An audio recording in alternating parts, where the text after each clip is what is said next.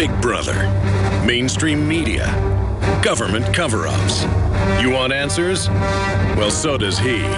He's Alex Jones on the GCN Radio Network. And now, live from Austin, Texas, Alex Jones. It's your responsibility to sign up at healthcare.gov and be data mined, and then have the IRS garnish your wages and double and triple your prices. And it's trendy. LeBron James is supporting it, along with a bunch of other Hollywood stars like Leonardo DiCaprio. So you've got to get behind it, ladies and gentlemen. I've actually been monitoring mainstream dinosaur media, and I just see the ads on every channel, basically, with different sports figures and rock and roll people and movie stars promoting Obozo care.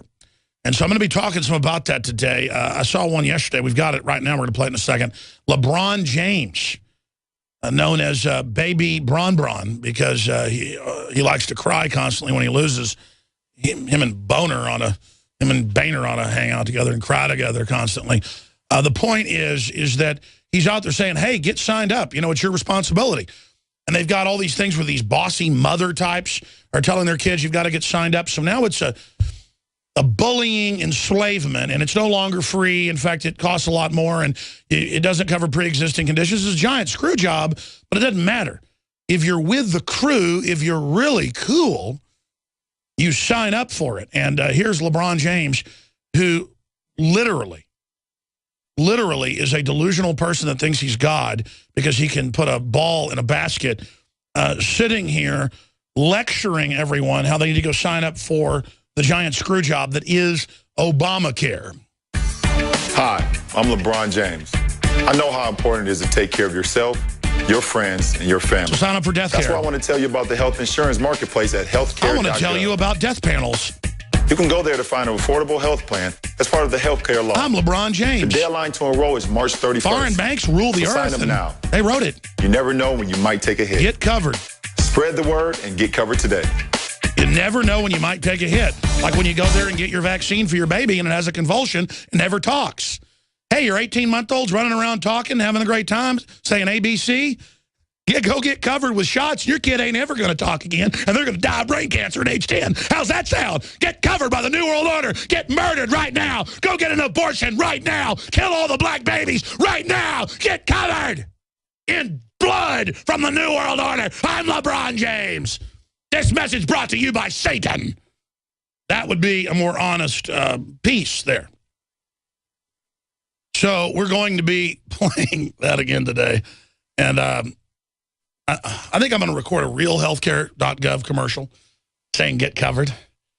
And I'm just going to list everything. Get covered in death panels. Get covered in euthanasia. Get covered in tripled pricing. Get covered in total surveillance in your healthcare records being public. Get covered today, or you're racist! You're racist! Our Lord and Savior, Barack Obama! Oh, I love it! Oh, oh. Jamie Foxx looks like he's having an orgasm. He goes, Barack Obama! Oh, oh, oh, oh.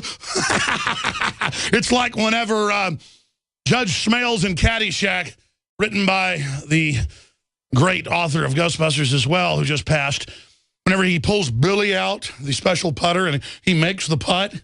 That's what all these Obama idiots look like constantly when they have reflected glory of their president and they're in charge and they're the bosses and they're part of the winning team. No, you're chumps getting taken for a long, bad ride. Oh, oh, oh, Billy, oh, Billy, oh, oh. And then when he makes the putt, he goes, oh, oh, oh, Billy. Can we find that on YouTube, maybe? Judge Smales and Billy. Judge Smales and his putter, I bet's the name of it. Oh, oh, oh, oh, oh, Billy. Oh, oh, oh. I love to channel Judge Smales. What about you?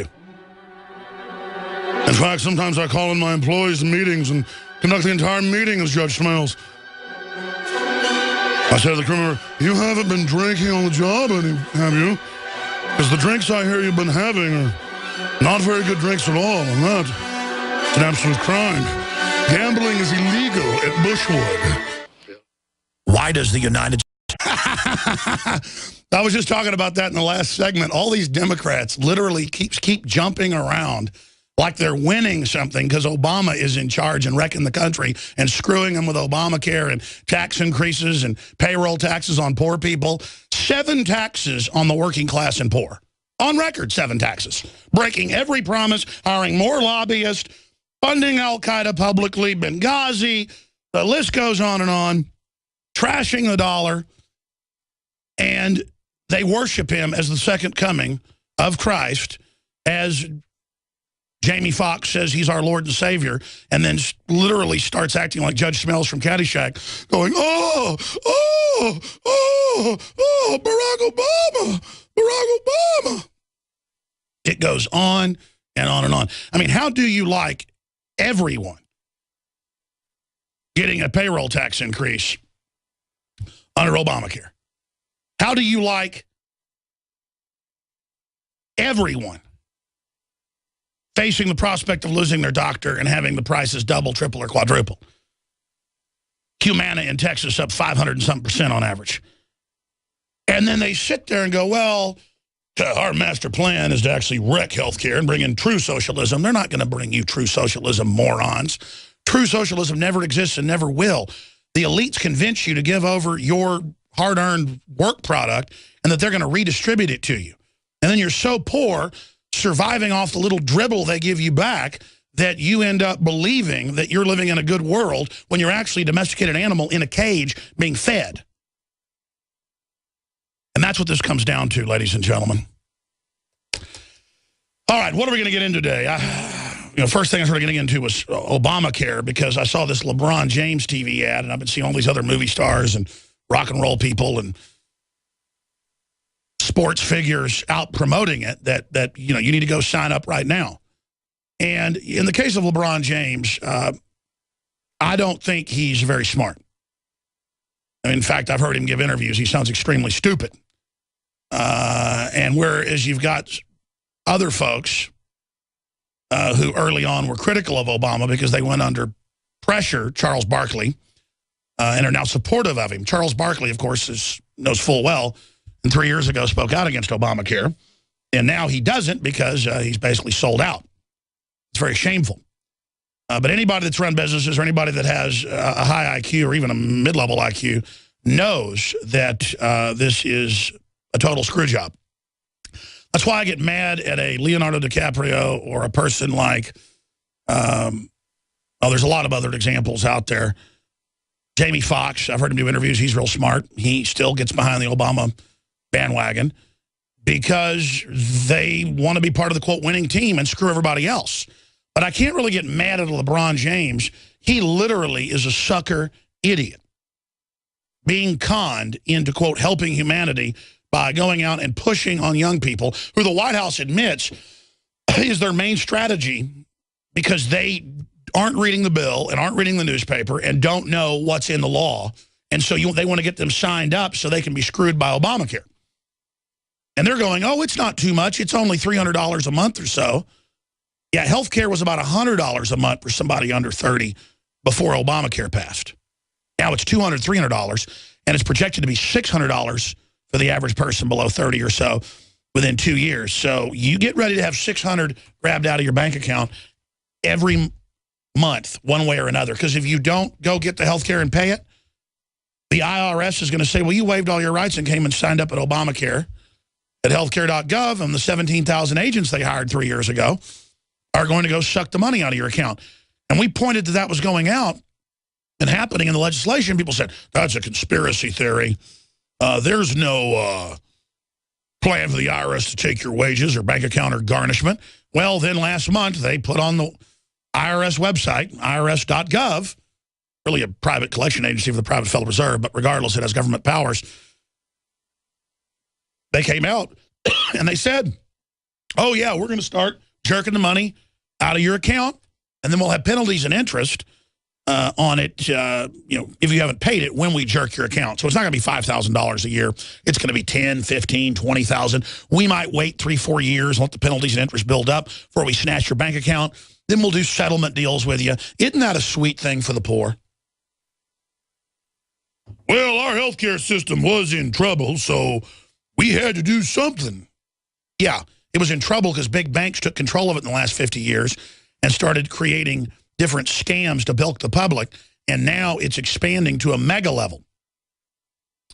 Kevin Trudeau, who I met twice because I wanted to see who he really was, is a con artist, undoubtedly, and he's been sentenced to 10 years in prison last night. Not so much for his infomercials, but for refusing to change claims and violating court orders. And I met him, and he was undoubtedly full of prunes, as Dan Rather would say. I went to dinner with him once, and I said, did you really go to Area 51 and see space aliens? As he wrote in one of his books. He looked at me point blank and said, yes, I did see the space aliens. And I said, I think we're done with dinner, and no, I'm not going to be interviewing you anymore. I interviewed him twice, and I said, I support the First Amendment, but I do not support what you're doing with it, so that means I'm not going to support you. And he would send me Christmas cards and things like that, thereafter. I'm not throwing him under the bus. The point is, how is he going to prison for fat diets that I looked at, and quite frankly, if you actually followed it, I think you would lose weight.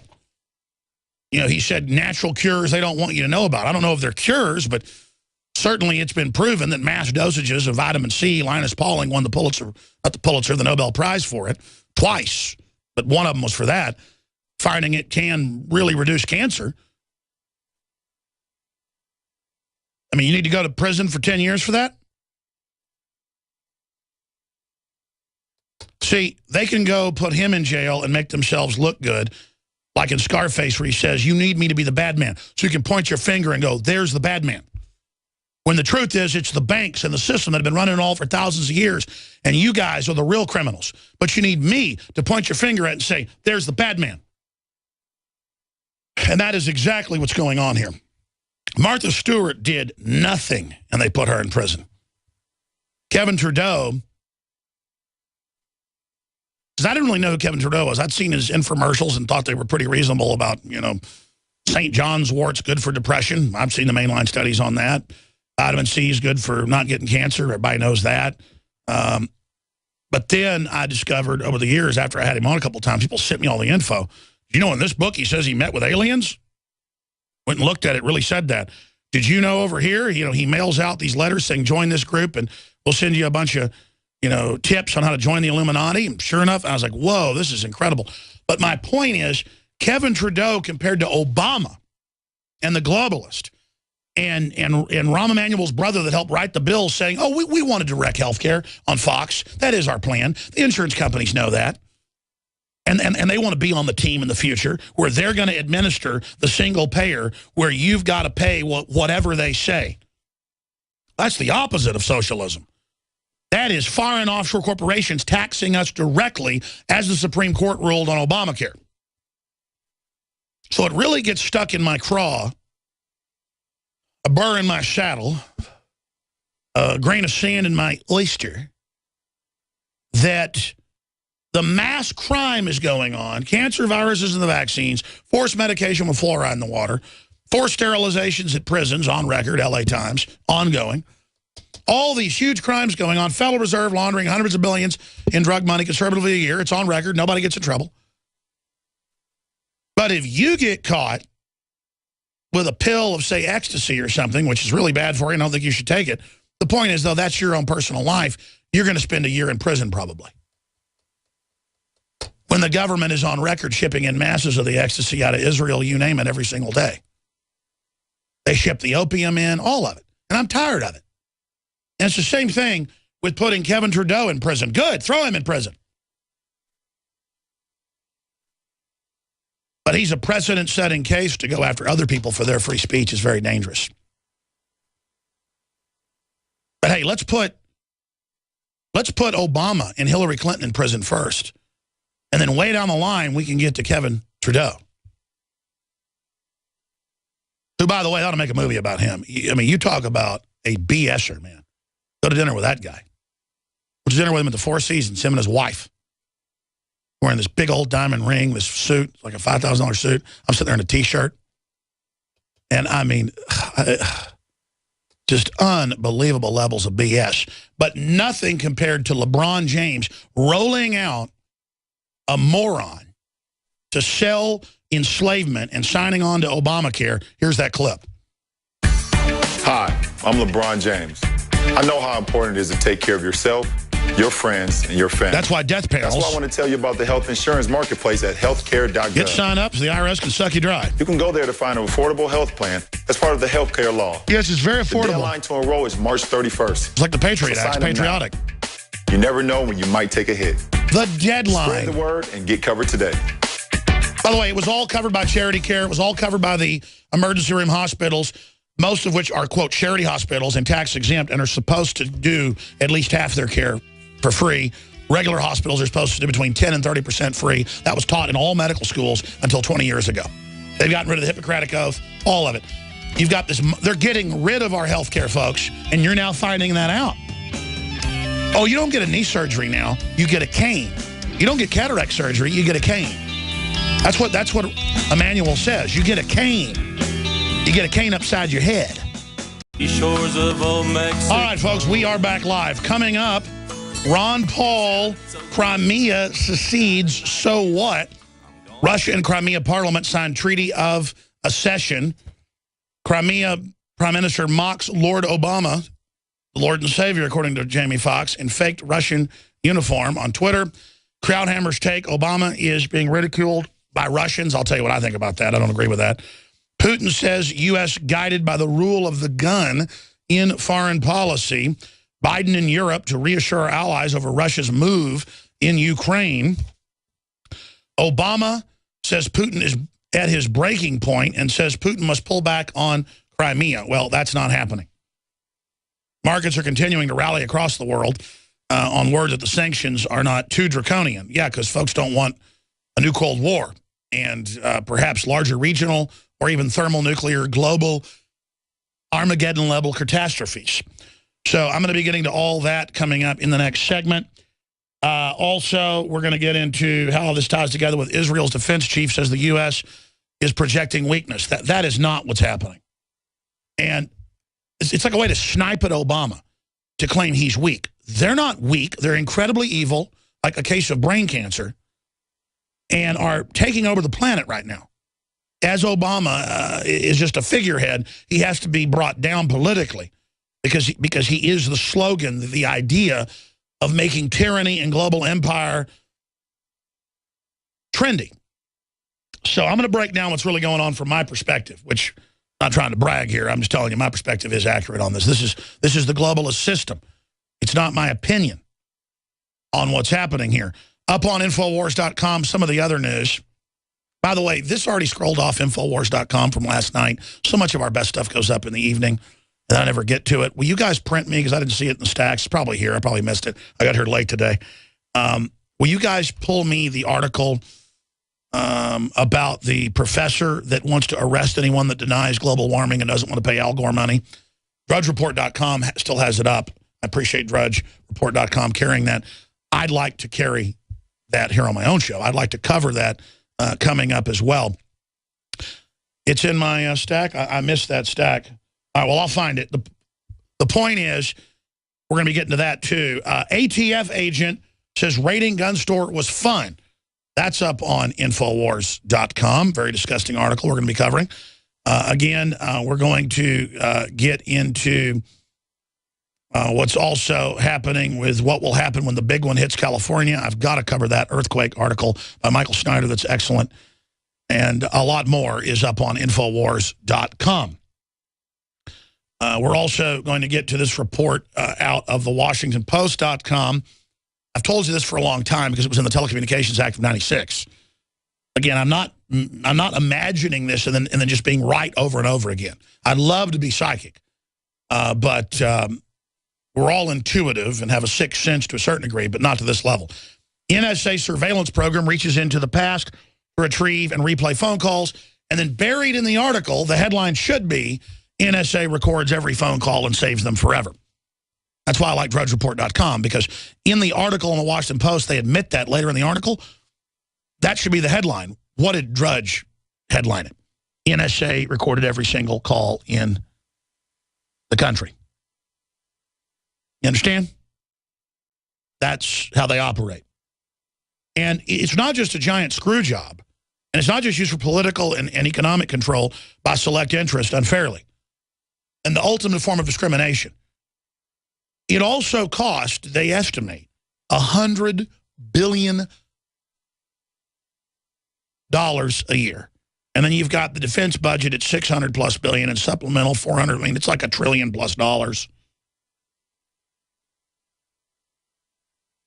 If you look at all the different budgets together, it just keeps expanding and getting bigger and bigger. Then you got all the black budgets together. I mean, it is just hundreds and hundreds and hundreds and hundreds and hundreds of billions of dollars. In fact, no one really knows. That's why CBS News reported back in September 10th, 2001, look it up, that $2.2 trillion was missing from the Pentagon, and no one knows where it went. $2.2 trillion. Last time I checked, it was like $5 trillion now missing. No one knows where it's gone. Oh, but there's no corruption. Oh, let's put Kevin Trudeau in jail. Let's not let people make their own decisions about someone and what book they're selling and what the claims they're making. Let's throw him in jail. Oh, yes, federal government. You've really put the bad man in prison now. Oh, 10 years. We're all very safe now. This is like Satan going out and finding some petty thief and putting him on trial and flaying him. And everyone says, oh, thank you, Satan, for keeping us safe. And Satan says, that's what I do. I fight crime. I found someone who stole a bubble gum. The great crime of using celebrity, using cult of personality to sell, impoverishing the poorest Americans and working class people to the greatest extent this nation has probably ever seen. Obamacare on record raises 7 taxes on people making below $30,000 a year. And many of you out there that are working class folks, with all the fines, fees, and regulations that are going bankrupt right now, you are now experiencing the fraud that is the plan to bankrupt this country and force you onto welfare as a supplemental income. And the White House has said, and they're telling employers, under Obamacare, you're being cut from 40 hours to less than 30.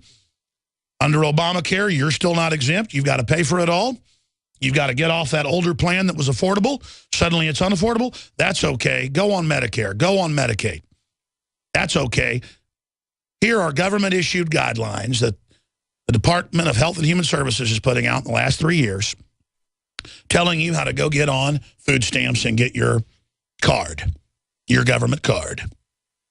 And people who for generations have never gone on welfare, might have gone on unemployment sometimes when they were out of work.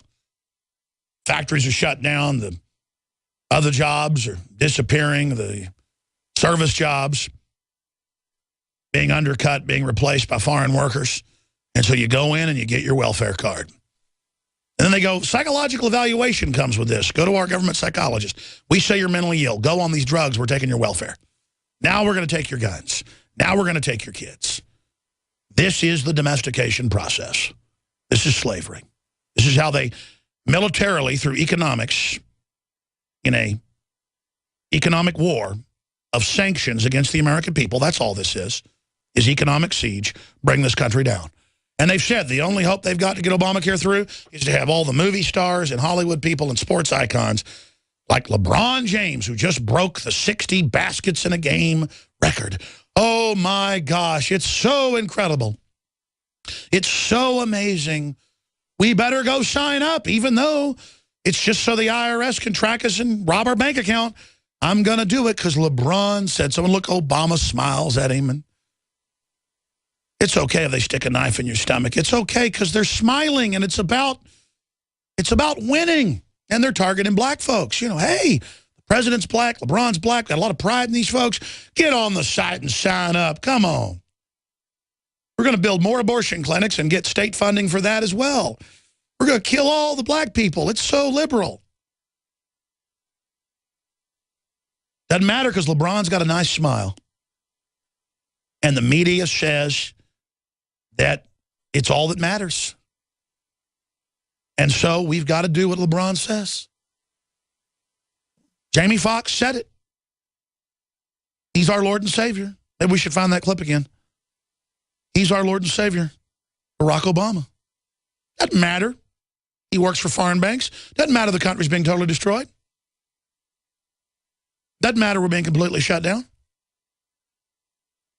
Because all that matters is sports and Hollywood. And that's all the average American knows, so you're going to be enslaved. But you're so dumb, you won't even know you're being enslaved. You're just like LeBron. The average American's just like LeBron. Narcissistic, childlike smile, like they're 5 dressed up like Batman at their birthday party. And you know, or they're the 5-year-old getting a ride with the cops because they won an award. I saw that in the news to, you know, to be Batman. And the kids look so proud, have that same narcissistic glow in their eye. A kid's supposed to be narcissistic to create their own identity, self-actuate, become their own person. But as you become older, you're supposed to become less narcissistic and more about humanity and building systems and being honorable. You're still an individual, but it is more the larger honor system of being part of honorable men and women throughout history. That is really the paramount room that you enter. It is the Dark Tower. The child roll into the Dark Tower came. There for a brief moment, illuminated by the sun going through the clouds. You could see them all the men. This one was brave. This one was fortunate. This one was honorable, emblazoned. And I knew them and they knew me. Dauntless, lifted the slug horn to my lips and blew. You can never take that away. The average man, though, I mean, men, I've read every culture's writings, of every culture that had writings, and that was always what a 15-year-old was really seeking for, was to be honorable and to tell the truth and to be a man and to be like their ancestors and to honor their family name and to be strong. 15-year-olds. If you weren't a man by 15, they threw you to the side in almost every culture. You need to be a man by the time you were 12, 13, 14. Now they arrest your development and say, oh, you're not really a man until you're 25 now. You're not really supposed to go out. I mean, all these young people tell me, hey, I know you're telling the truth, but I'm young. I want to have some fun first. And then you're 30, 35, 40. I want to make money and have a family. And then you're retired. You want to travel. You don't want to be involved. You know, I'm retired now, Alex. I don't want to be involved. They've set it all up like you're supposed to be selfish. And, of course, you only worry about yourself. And then you lose everything only worried about yourself. And then those that understand that collectivism is real, but it's individually actuated and activated by free association to build collectives of free will that are literally stairways to greater civilization and empowerment, not false collectives imposed by those that wish to sabotage the true human potential. By the way, these are the great secrets of civilization and humanity you're being given right now, known by all cultures that thrived. Forgotten secrets that are simple but revolutionary. That's why people in every old culture that was a thriving, noble culture, there were cultures that were not noble, but noble cultures were known by their honor and the fact that, like a bulldog, they were bred to hold on and never release. But to quote a man for all seasons, I think a bitch got over the wall. Because a lot of you out there claim you're bulldogs. A lot of people out there claim you want liberty and the animating contest. But you don't act like somebody who has the birthright of George Washington. You don't act like somebody who has the birthright of Chuck Yeager. You don't act like somebody who has the birthright of a Martin Luther King or a Beethoven or a Mahatma Gandhi or anybody else who stood for the empowerment of the individual. And to see LeBron James, who in the face has the shining reflection of a 5-year-old at his surprise birthday party, imagining that he's Superman or Batman. I've seen that look in children. I remember that look in my own eyes as a very young child. I transcended delusion and narcissism at about age 5. I remember it. At age 3, understanding it. At age 5, transcending that, imagining I'm a king, imagining I'm powerful, imagining I'm dominant, imagining is a fraud and a lie.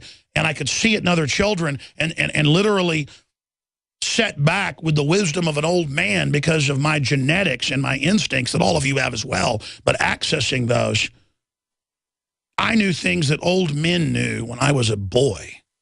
And then I look at people like LeBron James, who is literally a child, ladies and gentlemen. It's very, very sad. Selling liquid death and poison to people to go sign up because LeBron told them. It's like using a puppy. Obama is using LeBron James like a puppy and a bag of candy to get the child in the back of the white van to be taken to a torture center for 14 snuff films to be produced. But I don't blame the puppy. But he is a dangerous puppy nevertheless. LeBron James is a weapon system. You have to understand, folks, the globalists are your sworn enemy. And you can step into manhood, step into your honor, or you can be weak forever. And that doesn't mean any of us are perfect. All of us are dishonorable at one level or another, but we seek to be honorable. We know good from evil. We know right from wrong. That's why the enemy always seeks to discredit me and say I'm not real and say I'm dishonorable, because they've been following me for 20 years. And they know I'm honorable and have the blood of honor in me, just as you do as well. I'm nothing special. I just accessed my basic primary operating system of being a man. You can access it as well. The hardware's there. You don't even have to learn this, ladies and gentlemen. You have to access it. You have to stop being insecure. You have to stop caring what people think about you. You have to stop worrying about what the world says because it's a fraud. And you have to access your real human programming that God put in you. You are stardust. You are of the universe. You're on a planet. You want to go to space. You want to travel. You want to, see other worlds. You're on a beautiful world. You're part of something amazing. You're on a fantastic, forbidden planet. You're on a world of wonder. The mysteries of the universe spill out before you in the incredible, transcendental experience of full spectrum consciousness that the enemy wishes to overwrite. I am not their robot slave. I am not their biological replicant. I am a man, I am real, and I am free. And I seek justice. From the foundations of the earth, God wanted us to be free. But we have to make the decision which side we serve. The weak will serve evil because they believe it has power. But it only has a reflection on its face of the universe. But they stare into the reflection as the narcissist. The reflection is not the reality. The reflection is only a two-dimensional facsimile. Just as their genetic research, they only have a photo of the grizzly bear, not the true genetics of the grizzly bear. They only have a photo of the human genetics, not the way it actually works, not the real human. Just as the devil is a counterfeit of God and is a photograph of God, and a distorted photograph at that, God is the real power. Let's go to this clip breaking down the worship of sports with LeBron James from this piece we put out 4, 5, 6 years ago whenever he joined the Miami Heat. Here it is.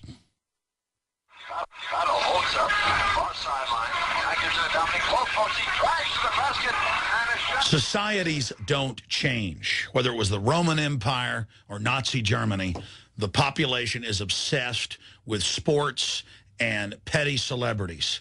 And the United States is no different. MSNBC, the New York Times, they're all reporting that we are going into a depression, one of the greatest depressions in world history. And our decadent, slob-like public, and that's not everyone, but large percentages of the public could care less. They're not involved in their communities. We've got 46 states on the verge of bankruptcy. The government's raising taxes on every level. The border with Mexico is collapsing. Mexico has collapsed. And the public doesn't care because the media has set the agenda. And they tell you to care about LeBron James and his decision. And he's playing into it and is going to announce his stupid decision. It doesn't matter what basketball team he goes to. This is a distraction by design. We have the governor of the state he's currently living in a bizarre "We Are LeBron, We Are the World" literal worship fest with hundreds of celebrities. This is sickening. We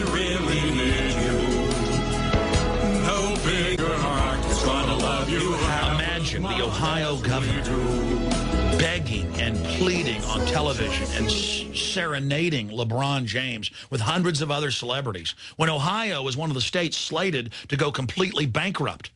We're going into a depression. They're about to launch World War III with Iran openly. Fox News is reporting as if it's a good thing in New York State and Illinois that troops have helped arrest thousands of citizens and are doing gun sweeps in people's homes and searching people's cars. We're going in to martial law. Offshore banks have overthrown the U.S. They've stolen tens of trillions of dollars, like we're some third world country they're looting. Everything's going to hell in a handbasket. So if you want to know why your children have no future, if you want to know why you're bankrupt, if you want to know why you're in debt, if you want to know why you have no future and have lost your job or are getting your pay cut, it's because your priorities are wrong. It's because you let that idiot box, the television, program you since the days that your mother and father set you in front of the TV for 12 hours a day in your crap-filled diapers. It's not too late to admit we're a sick, decadent, degenerate society crumbling. We are Rome. It's 410. We're about to collapse, ladies and gentlemen. I know you won't know. You know about LeBron James. You don't know 410 is when Rome completely fell to Alaric, the Visigoth leader. You better learn history. This is dangerous. Don't say you weren't warned. The globalist engineers, the globalist social engineers look at you and how pathetic you are and how the whole world is waiting to see where LeBron James goes. The social controllers look at you and see how you're obsessed with LeBron James, and they decide we got a bunch of schmucks. We've got a bunch of idiots. We got a bunch of morons right where we want them. Let's destroy their society. Let's loot it. Let's pass carbon taxes. Let's expand NAFTA and GATT. Let's announce an end to the dollar as the global reserve currency. Do you know what that means? We've already lost almost all our industry. We're already in a depression. When they get rid of the dollar as the world reserve currency, your life, as you know it, is officially over. You're going to be a third world slave like they are in Mexico or Nigeria. And you know what? Those people down there at least know why they're slaves. You are so stupid and so focused on crap, you'll probably still be talking about Lindsay Lohan when you're living as a homeless person on the street. My friends, we've got to set our priorities and set them now. Liberty or tyranny. You've got to wake up and decide what is important to you. Saving our republic, stopping the globalist takeover, or knowing all the mindless trivia about LeBron James and Lindsay Lohan. There isn't much more time. I'm begging you to ask yourselves to look in the mirror and really realize how sick this is. All right. It's not bad. The full video is going to be reposted at Infowars.com. That's from almost 4 years ago, back in 2010 in July. And I uploaded that hours before LeBron James made his decision after all the groveling in Ohio and Cleveland to go to Miami. And I wanted to just recap how sick that is. They build up what they want you to think is important, the idols. So you're worshiping stuff that doesn't matter. Hollywood, Justin Bieber, all of this is your Lord and Savior, while the globalists run the real world. And we're in a depression, according to almost every real economist. We are continuing to see proxy wars, the dollar devalued. Things are getting worse. But the average person feels like they're alone. Well, I'm not doing too good, but everybody else must be. They keep people in this suspended system of control. Here's Jamie Foxx, though, saying who his Lord and Savior is. And our Lord and Savior, Barack Obama. Well, the best part's right there. He goes, Barack Obama.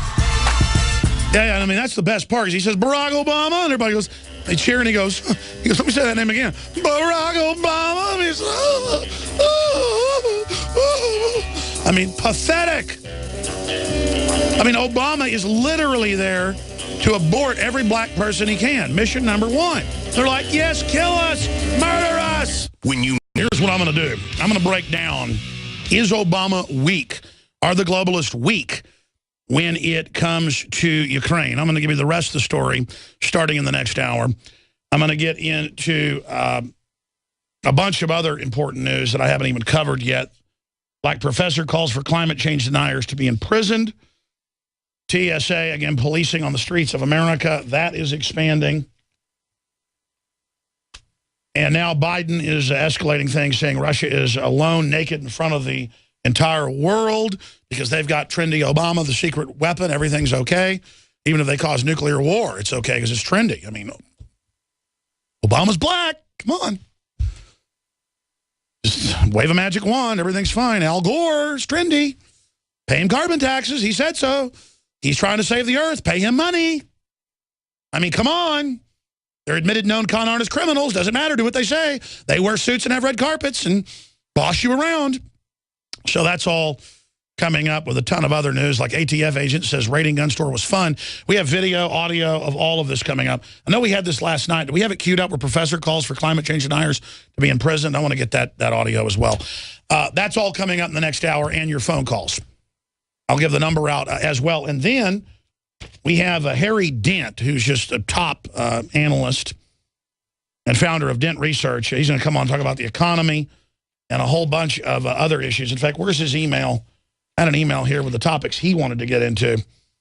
Yeah, the year of defaults in China, and Germany falls off the demographic cliff. We'll tell you what that means.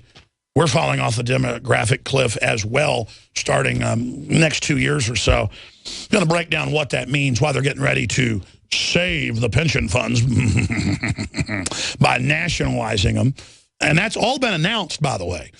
You notice the armored vehicles are getting in place, the cameras, the SWAT teams, the domestic police, the National Police Force is being militarized. Everything's being prepared just so you don't struggle. It's important before they do the procedure that you be strapped down properly and have a gag in your mouth, because this is going to hurt. There's not going to be any anesthesia.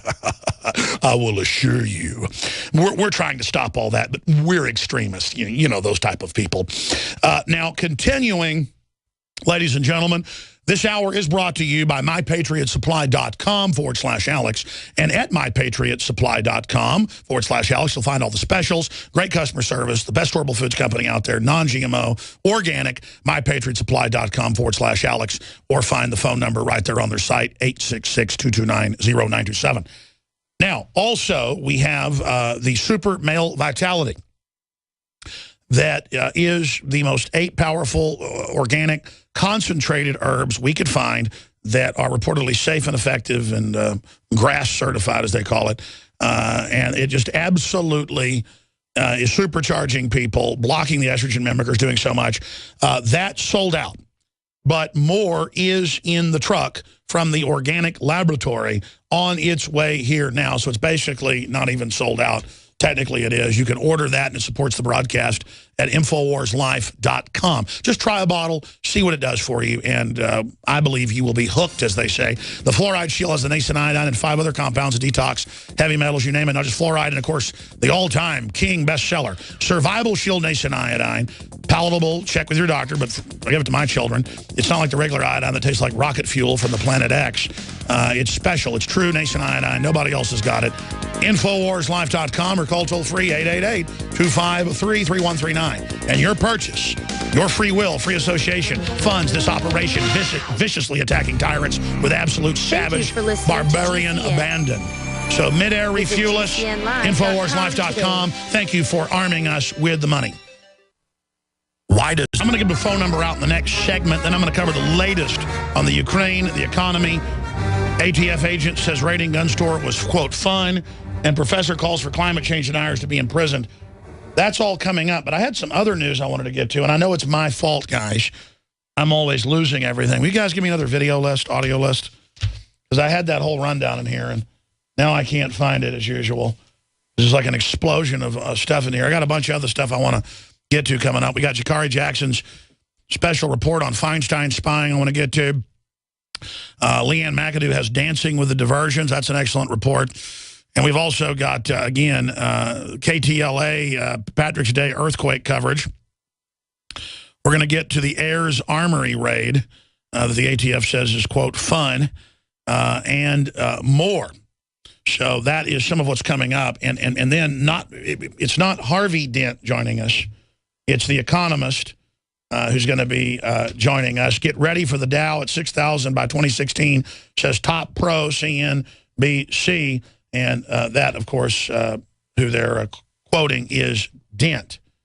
So we're going to have Harry Dent, not Harvey Dent, but he's just as cool, joining us for a full hour.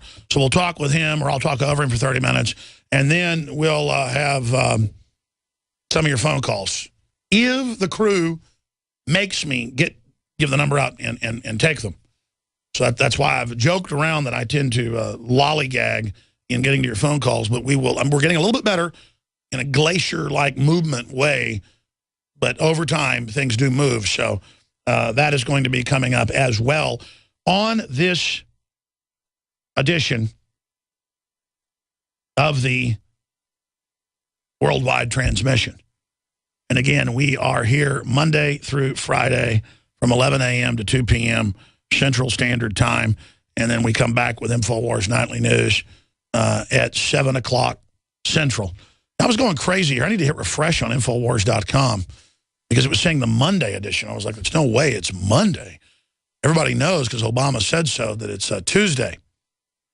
So on the Tuesday, March 18th edition of the Alejandro Show, we're going to be breaking down the sanctions they're trying to impose on Moscow over their so-called invasion of Ukraine, which Russia has responded to with much derision.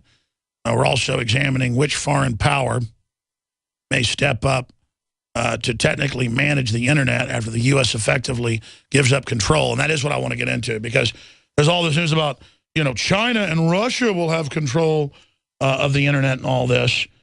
No, folks, that's not what's happening. They're handing it over to corporate interests. So we're going to be breaking all of that down as well.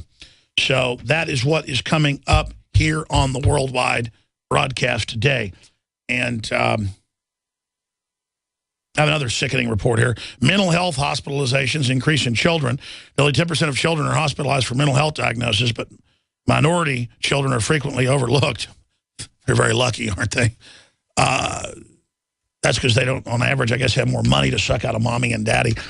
It's the trendy thing now to, your kid's on a bunch of red dye and a bunch of sugar and a bunch of crud, and you put them on Prozac-type drugs, and they really get mentally ill. And then, oh, we better hospitalize your 5-year-old. And it's like mom goes, oh, my child has a mental illness. I'm going through a lot. I'm even going to get government assistance now. And it's like really the coolest thing to do. And then they can really screw your kid up and give them, electroshock therapy when they're 10. It's a therapy. Just like a Patriot Act's patriotic or the Affordable Care Act's affordable and doubles, triples your prices. And then by the time your kid's 20, they can be totally mentally ill and mind-wiped, artificially schizophrenic, talking to themselves on a street corner, and you can wash your hands of them. We don't know why Jenny is a mentally ill woman on the street. We don't know why Bobby is, but we did the best we could with the doctors. We'll be right back. Stay with us. We're going to open the phones up on any subject you wish to discuss coming up at the bottom of the hour. I'm going to give that number out, but I'd like to get your take on LeBron James and all these movie stars and people being used to push Obamacare. People need to reach out to their managers, need to reach out to them at games or on the street if you see them, any of the idiots promoting this, and say, look, it taxes payrolls of poor people. Obama broke that promise to not raise taxes on anybody making less than $250,000 a year. It cuts hours from 40 to less than 30 for most people. It doubles, triples, quadruples prices. It's got death panels, kicks you off pre-existing conditions, and raises 6 other taxes on top of that one on poor people. I mean, this thing is meant to blow our engine out and make people go on welfare. And you look, one reason I have a problem with sports people is that when I was growing up, sports folks were not as arrogant as they are now, and people that were successful, it was all about not being arrogant. And, man, I got to tell you, living in Austin, I run into UT football players. I run into professional folks, and they are just mentally ill, arrogant people walking pit bulls downtown and bumping into people like they're God. And just as a whole, sports people act like a bunch of narcissistic, mentally ill twits. Because they've been told by the brainwashing system they're God, so other people think, oh, the emperor's wearing beautiful clothes. Well, really, they're butt naked, but you don't want to admit that, you don't see how beautiful and wonderful it all is, so you just get obsessed with it. And then, meanwhile, the globalists take over the whole planet while you're obsessed with Angelina Jolie telling you the UN's going to save you, or LeBron James saying, sign up for, Obamacare.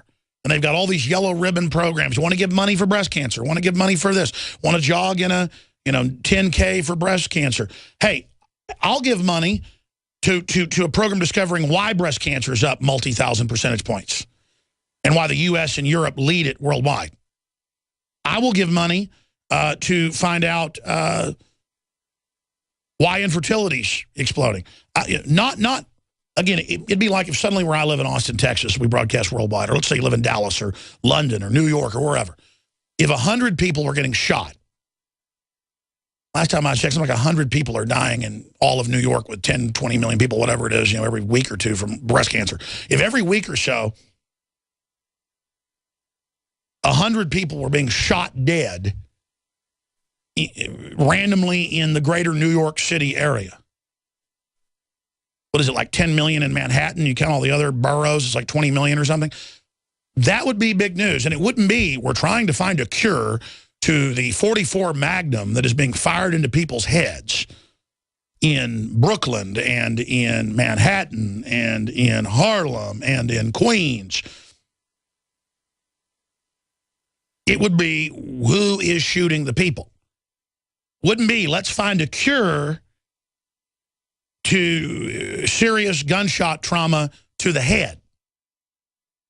But that's the crazy logic. So I'm at Walgreens getting something. Would you like to give money for breast cancer? No. Why not? Because I know what's doing it. It's glyphosate in the water table that literally grows breast tumors. On record, they admit that. So we don't even need money to find out what's doing it. That and estrogen and other estrogen mimickers and the birth control in the water from the runoff, and they added as well. AP did a study, I think it was 6, 7 years ago, of major cities and found we don't know why there's levels of serotonin reuptake inhibitors and other things in the water that, in some cases is 100+ times what it should be even from runoff. It's being added, Dumbo. It's not just running off. Of course they're adding it to the water. They're adding it all. Look at the general public going completely mentally ill right now. The average so-called fluoride they add is Grignard reagent, toxic waste from aluminum smelting, and fertilizer processing from mines. They mine the stuff for the, it's in limestone mines. Places like Florida and places. It's got uranium in it as well. It's got uranium. That's where they mine the uranium. It's the same place they get the fertilizer. And they just put it in your water lovingly. So I'd like to hear from you on that subject. I'm kind of digressing. I got a bunch of news to get to on Russia. The point is that we know why all this is happening. We know why all this is going on. And it's being done by design. I mean, I'm going to explain that again. Glyphosates have been rolled out, Roundup, you name it, to be used at a ubiquitous level. It's everywhere. And I'm here to tell you what's going on, and you can go check it out for yourself in 5 seconds if I'm not telling you the truth. So see, I'm not here like everybody else to try to keep the problem going and then set up industries off of the problem. I'm here to try to end the problem. Because, see, I have 3 children, and that's what I care about. And I want you to succeed and be successful. The globalists do not. They're in competition with a strong society, a strong male-driven society, a patriarchal society. They're threatened by a real Americana. They're threatened by 1776 that will empower women and everybody else. They're threatened by individualism. They're threatened by normal, healthy societies because they'll be dominant and they'll explode. The globalists have already dominated the world. They want to shut down anything that could ever reverse that. So here's the headline. Breast cancer survivors told to remove pink ribbon in home.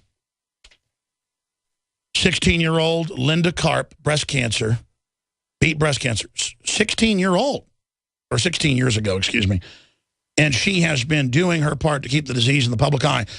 So it was with pride that she put a large pink ribbon inside her home for 3 years. But not everybody was happy. Karp was shocked when she received a letter from the Homeowners Association to remove the ribbon. Homeowners associations, most of them aren't that bad that I've experienced, but some of them get power freaks involved who enjoy dominating everyone, and they'll do this kind of stuff. They say, we don't want to see that out your window, through your window. But again, why not have a ribbon that says, we know the New World Order is killing us. We know the government's poisoning us. We know there's a eugenics operation. We need to come up with some symbolism like that, and then we can all just identify.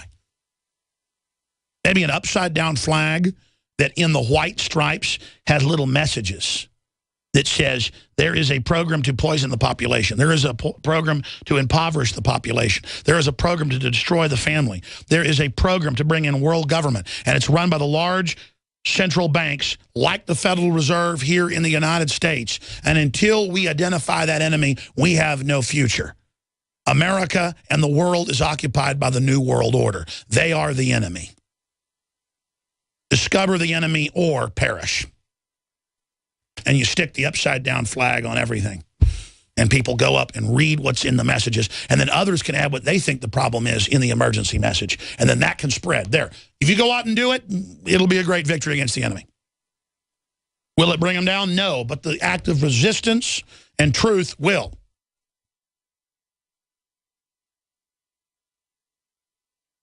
You need to understand, ladies and gentlemen, this is serious, and we need to combat it at every level. All right, let me get into the situation in Russia. The toll-free number is 800-259-9231, 800-259-9231. And when I go to you at the bottom of the hour, I'm not going to make you sit there and hold. I'm going to go to you. In fact, John Harmon, this is an order. You are, just today as a test, to fade me down if I try to talk during a 60-second period. We will let the person talk for 60 seconds, and they will be hung up on. Regardless of how important their information is, that's how we'll get to a bunch of calls. Sounds good. And then I will have 15 seconds to respond. And we'll move to the next person. This will be a day long remembered. All right. Let's go ahead and get into the Russia situation. Well, here's the arrogant mobster criminal, Joe Biden. Russia is alone, naked in front of the entire world. No, you are, you criminal leech. Here's another one. Biden in Europe to reassure our allies over Russia's moves in Ukraine. Washington Post. Folks, Russia took less than 10% of the country that historically has been part of Russia. I know you know that. I know you know that. But notice the hoax calling, the media calling Obama weak and the neocons calling Obama weak. The globalists, with neocon help and NATO help, just took 90+% of the country and put their regime that will now join the EU for looting. They voted to not join the EU. Now they're going to have a Marshall Plan, emergency aid, signing them onto the debt. The EU just took 90+% of the country. Russia came in to grab their bases and gas pipelines, and they're calling it a victory for Putin, so he can then strut around in his gold palace, when in truth, this is a major defeat for Russia. That's spin for you. And then Israel and the neocons give right-wing support and cover to Obama, who's on the exact same team. That's the rest of the story. Good day. We're going to skip this network break. This is too important. I've got to cover this story now. Ron Paul. I'm going to read this whole article out of USA Today because it says it all, very measured, very reasonable, what I've been saying for weeks. In USA Today, Ron Paul, Crimea secedes. So what? Residents of Crimea voted over the weekend on whether they would remain an autonomous region of the Ukraine or join the Russian Federation. In doing so, they joined a number of countries and regions, including recently Scotland, Catalonia, and Venice. They are seeking to secede from what they view as an unresponsive or repressive governments by 96.77%. The latter three are proceeding without much notice, while overwhelmingly Crimea vote to secede from Ukraine has incensed the U.S. and European Union officials, who are run by globalist banks, I should add, and has led NATO closer to conflict with Russia in any time since the height of the Cold War. What's the big deal? Ron Paul goes on to say, opponents of the Crimea vote like to point to the legality of the referendum, but self-determination is a centerpiece of international law. Article 1 of the United Nations Charter points out clearly that the purpose of the UN is to develop friendly relations among nations based on respect for the principle of equal rights and self-determination of peoples. Why does the U.S. care which flag will be hoisted on a small piece of land thousands of miles away? 8,000 miles away, technically. Critics point to the Russian occupation of Crimea as evidence that no fair vote could have taken place. Where were these people when an election held in Iraq, occupied by U.S. troops, was called a triumph of democracy?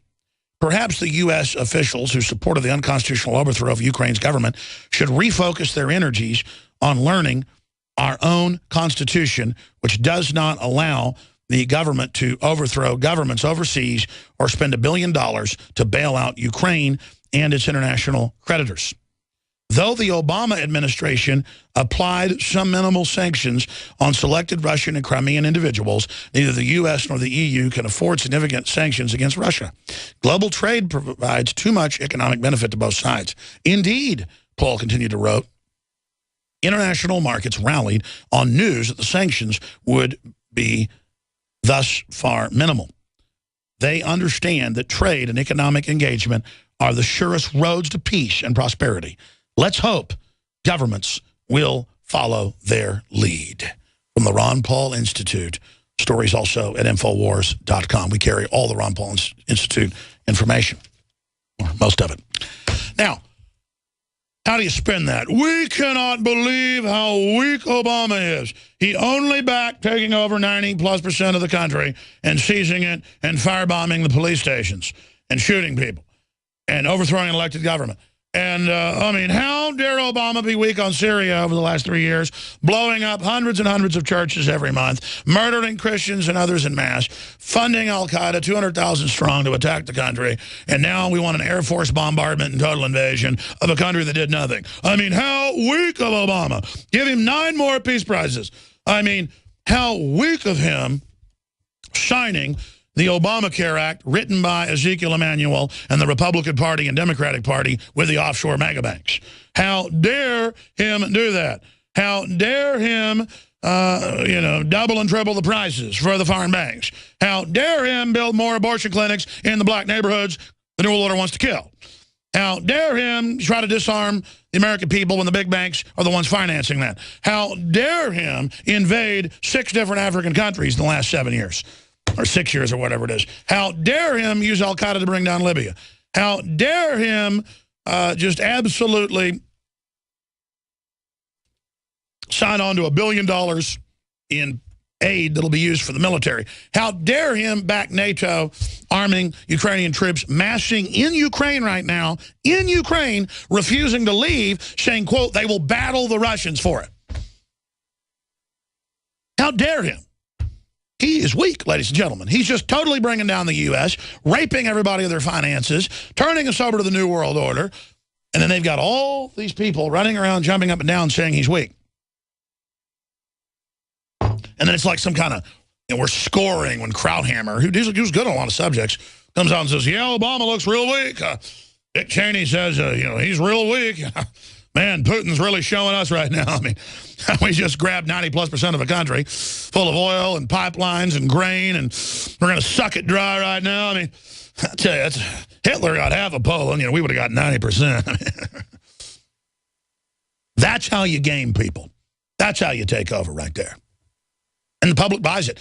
Yeah, Putin's really tough. He's really showing us right now. There's a lot of traitors like Alex Jones and Ron Paul that don't think we should have war with Russia. Yeah, those commies, Ron Paul and Alex, yeah, they want to cut taxes down to nothing, get rid of the income tax, give the states most of the power and empower the family and get rid of the Department of Education and arm everybody. They love John Wayne and cars that go 200 miles an hour. These are some really communist people. Folks, you didn't know that I've been accused in literally hundreds of publications of being a KGB agent? Of course, back when I said that our government was funding al-Qaeda, they had the media claim that I'm a al-Qaeda sleeper cell person. Oh, yes, that's why. There is something the establishment does get, though, and I've been told this, in some high-level meetings. They've actually done their homework. They do this on anybody. Just until about 50 years ago, and this is probably discriminatory and a bad thing, but back when America really was run by Americans, you couldn't get a high-level position unless your family had been here back in 1776. That's kind of inclusive, a little bit elitist, isn't it? But if I could go be part of the societies with the elites that were in, from the Mayflower. I could go be part of the, Sons of the Republic of Texas. My mom could be Daughters of the Republic of Texas. Grandma is. I'm not saying I'm some hoity-toity guy. But you know, the whole point is I'm an American, and you get that through your stinking heads. And don't you ever, you scumbag traitors who are sold out to the foreign banks that are gutting this country, don't you ever tell me I work for some foreign government. And you know who you are. I dare one of these neocons to get in my face and say that I'll punch you in the nose. You understand that? You ever say that I'm not loyal to this country? Go ahead, punch me in the face. I will stomp your ass into the ground. And I don't mean to talk like this, but I am an American, 110%. And you tell me I'm not a loyal American, I will stomp you into the ground. Do you understand that? I want this country to survive. I love this country. I believe in this country. We were exceptional. And I'm sick of people signing us on to the New World Order, to world government, destroying our industry, destroying our country, poisoning our people chemically and culturally. And then you have got the nerve to sit up here and tell me that I'm not an American. You're not an American. You're a piece of trash sold out to the New World Order. The neocons, the Democratic Party, all of you are enemies. Enemies, and you want to usurp me, and you want to usurp my family, and you want to usurp everyone and trot them underfoot. Well, I'm not going to sit here, and I'm not going to put up with it. And that's what it comes down to. I am the rightful heir. You are the rightful heir. We are the rightful heirs of this republic. And I don't care if you just got off a boat here. If you like the Bill of Rights and Constitution, you like freedom, you don't want handouts, you don't want to be a slave, you want guns, you want to raise your own children, you don't want to abort 53 million, 54 million babies, then you are my brother. I don't care what color you are or where you're from. You want freedom? Then you're on the same side as I am. But if you want to be part of gangs and inside scams and all this crud, you're an enemy.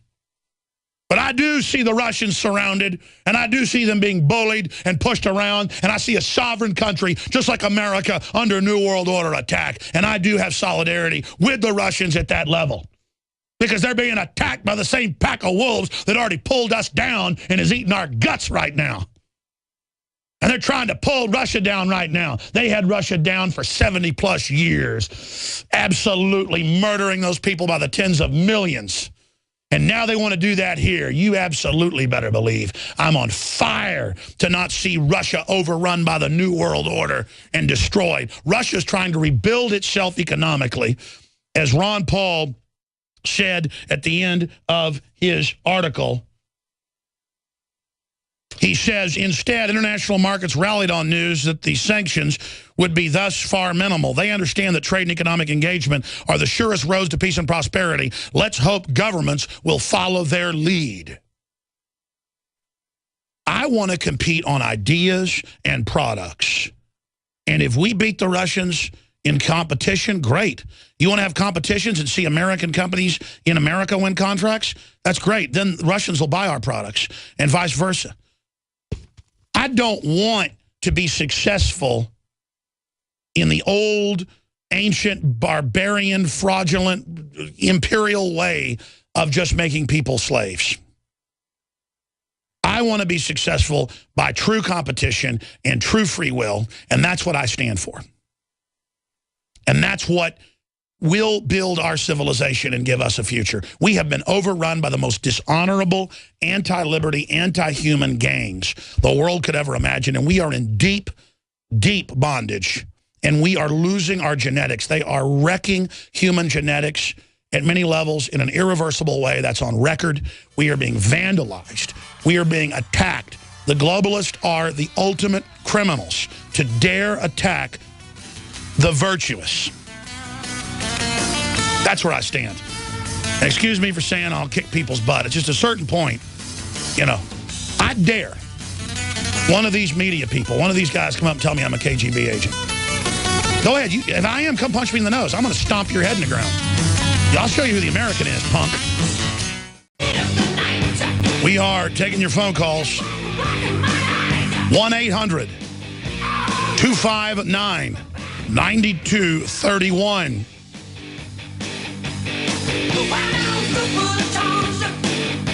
We're going to go to your phone calls here just momentarily. I genuinely get mad on air. People ask me all the time, is that an act? And I think it could be an act as far as I let myself get angry. But most of the time, there isn't even 1% of acting in what I'm doing. If I'm sitting around acting silly, it's me having fun.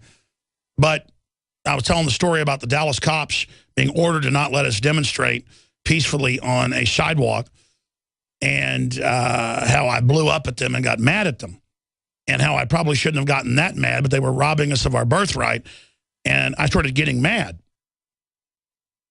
because it was coming back to me just how pathetic this is. And it's the same thing. We're overrun by the globalists. They're destroying the country.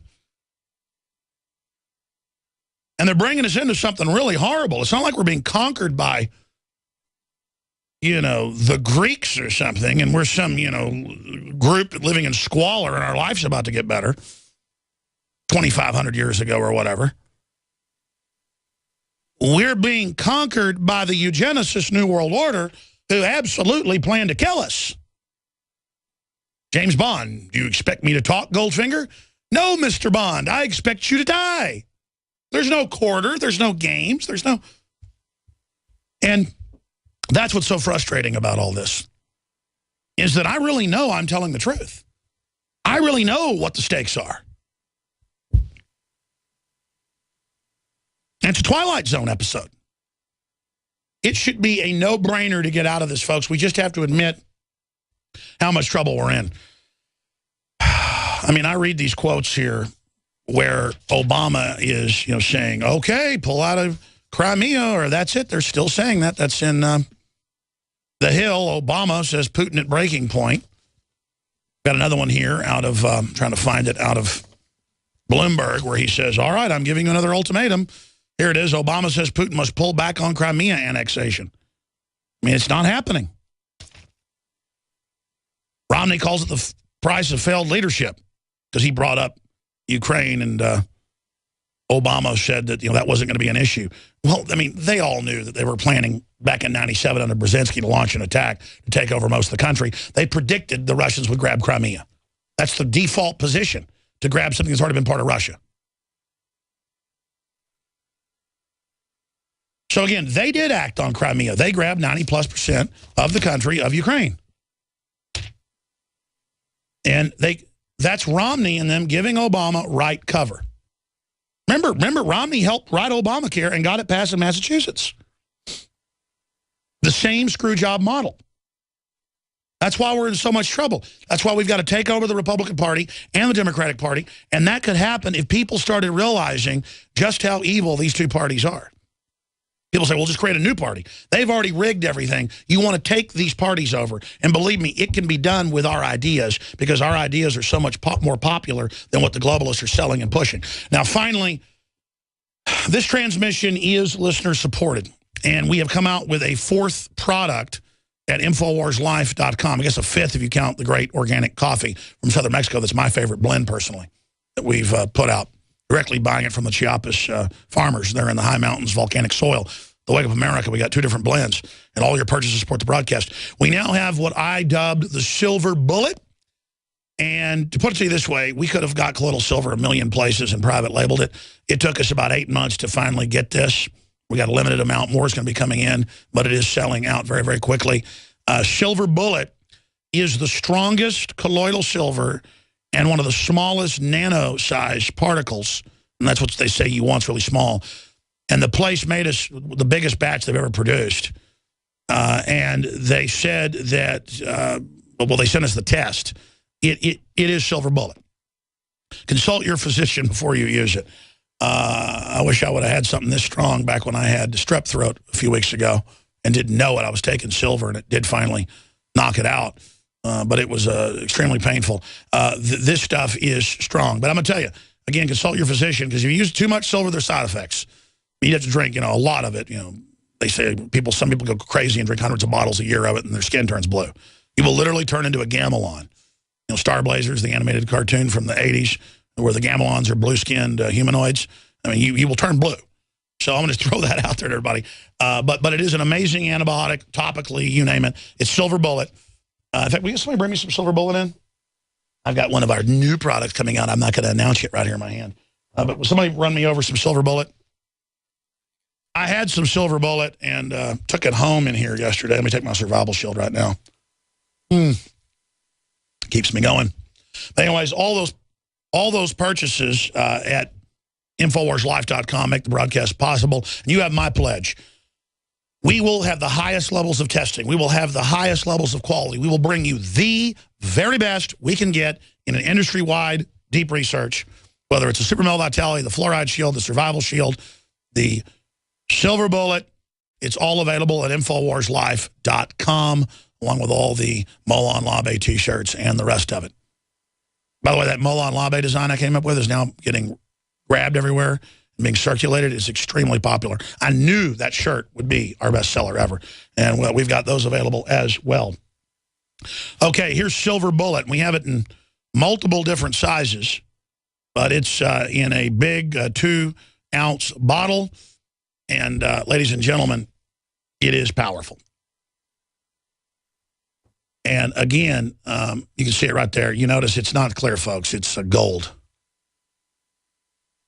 And it is powerful compared to, I mean, I've got dozens of forms of colloidal silver at home for topical, you name it. Anytime I got a sore throat, you name it. Give to the dogs. This stuff, just look out, because we only bring you high-powered stuff. Silver Bullet, colloidal silver, dietary supplement. And it's got deionized water and silver. Contains no yeast, anything. So there you go. And we've got the best laboratory in the country we could find. 8-month search. Well, it was about 6-month search, then 2 months to produce this. It's dangerous when they produce this. It's like a Frankenstein movie with the electricity and stuff when they make this. Okay. So there you go. Available at InfoWarsLife.com if you want that. And it's going to sell out like I thought in about a week. But then we'll get more in, but it will probably be a while. And that's not a sales tactic to say it sells out. You've seen us sell out for a month before, the fluoride shield or the survival shield. InfoWarsLife.com. Okay, we're going to go to your calls now. 800-259-9231. Let's talk to Julio, longtime caller. I recognize him if it's the same Julio.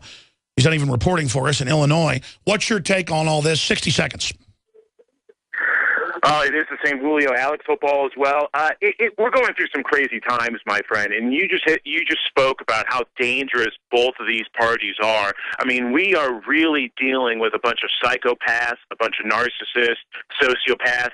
I mean, you name it. We're dealing with some dangerous people. And again, this isn't the United States people endorsing an invasion of Ukraine or invasion of Crimea. This is the corporate state. This is Chevron getting set to make billions of dollars in the oil fields and the gas regions of Ukraine and Crimea. This is Monsanto and all the other agriculture businesses set to make billions of dollars, pennies on the dollar, taking over the breadbasket of Europe that is Ukraine.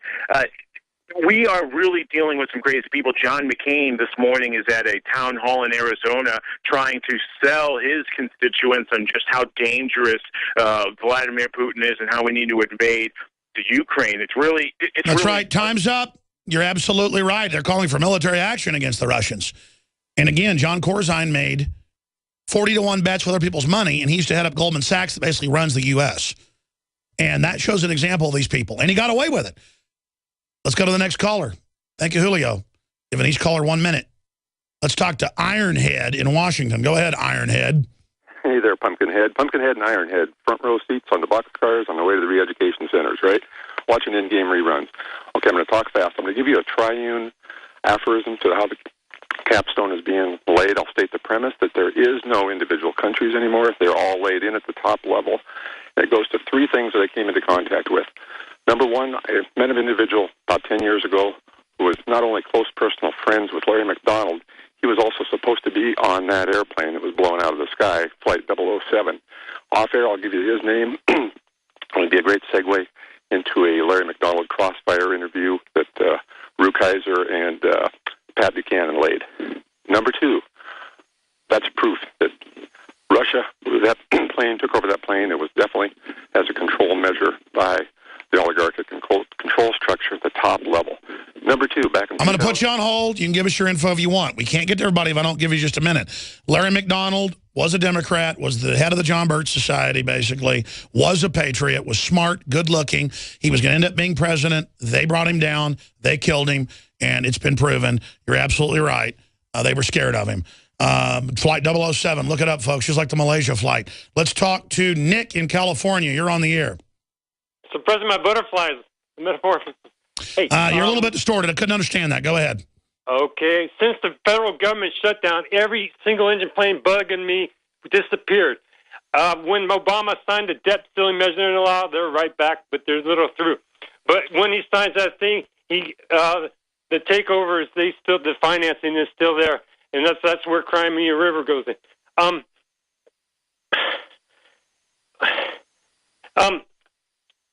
The idiot wind, rodeo music, it suppresses the noise, and the tenants, they want to take the noise out of the grunts. It's a suppression. I just switched subjects because I'm so off. I hear you. I appreciate your call, Nick. Listening on 1340 KOMY.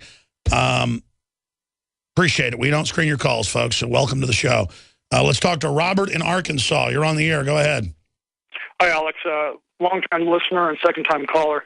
You'd asked earlier about what we could use as a unifying symbol for unity, and I want to announce Operation Take Back, where every American that is awake should be showing a flag in front of their home or business as a sign that the Constitution is the ultimate law of the land. And if you are awake, we should have our turn your porch light on and go around your neighborhood, see who's awake, who isn't awake. What we need to do is we need to be talking to our neighbors, and those that are not awake yet, we need to wake them up. We need to get out there, and we need to take neighborhood by neighborhood, city by city. Total genius. I agree with you. We need to canvass our neighborhoods, identify who's awake, then organize to then try to wake the others up. And there's strength in numbers. Your neighbors are ready to wake up. People are ready for freedom. You've just got to set the brush fires in your area. Absolutely. Great idea. Thank you, Robert. Let's talk to Jerry in Georgia. Then we're going to El Salvador and Thailand. Jerry in Georgia, you're on the air. Thank you, Alex. What I want everybody to do is just Google these words, radioactive plume, South Carolina. Since January, there's been a tritium leak into the water system. You'll find dozens and dozens of little local news articles about it, but nothing national and nothing about the journalists don't go, they don't test it. But the DHEC, you've got articles where they admit there is a leak from the Barnwell dump facility into the groundwater. And nobody. And again, that's a tritium link. That's not too healthy. Of course, Ann Coulter says it's good for us, so maybe she can wave her magic wand and it'll save us. But say that again. What do you search? Because I hadn't heard about that leak. Radioactive plume, South Carolina. Radioactive plume, South Carolina. Guys, search engine that. We'll put it up even during the next caller. Thank you, sir. That's why we're taking a lot of calls. See, a lot of interesting stuff comes out. Let's talk to Chris in Florida. You're on the air. Go ahead. Alex, would you please do a show with the founder of Ithaca Hours, Paul Glover, and if you want to put me on hold, I'd gladly give you the contact information. Another great guest would be Wayne Walton, who's been instrumental in several community currencies around the country, including Mountain Hours. That's mtnhours.com. And that's a great way to stimulate local economies and keep the currency local. I'm all about local currencies, especially ones that aren't even digital because they can't track them. And then it's all about goodwill and what's trusted. And I'm all about local barter. Go ahead. Yes, and if you'd, like I said, put me on hold, I'll give you all their contact information. PaulGlover.org is one of his sites, and he's running for governor. I'll tell you what, do this. It's hard to just give me all the info on air. Email it to us, folks. We get a lot of guest ideas that way. Showtips@Infowars.com. Thank you, Chris. Let's talk to Edward in El Salvador. You're on the air. Go ahead.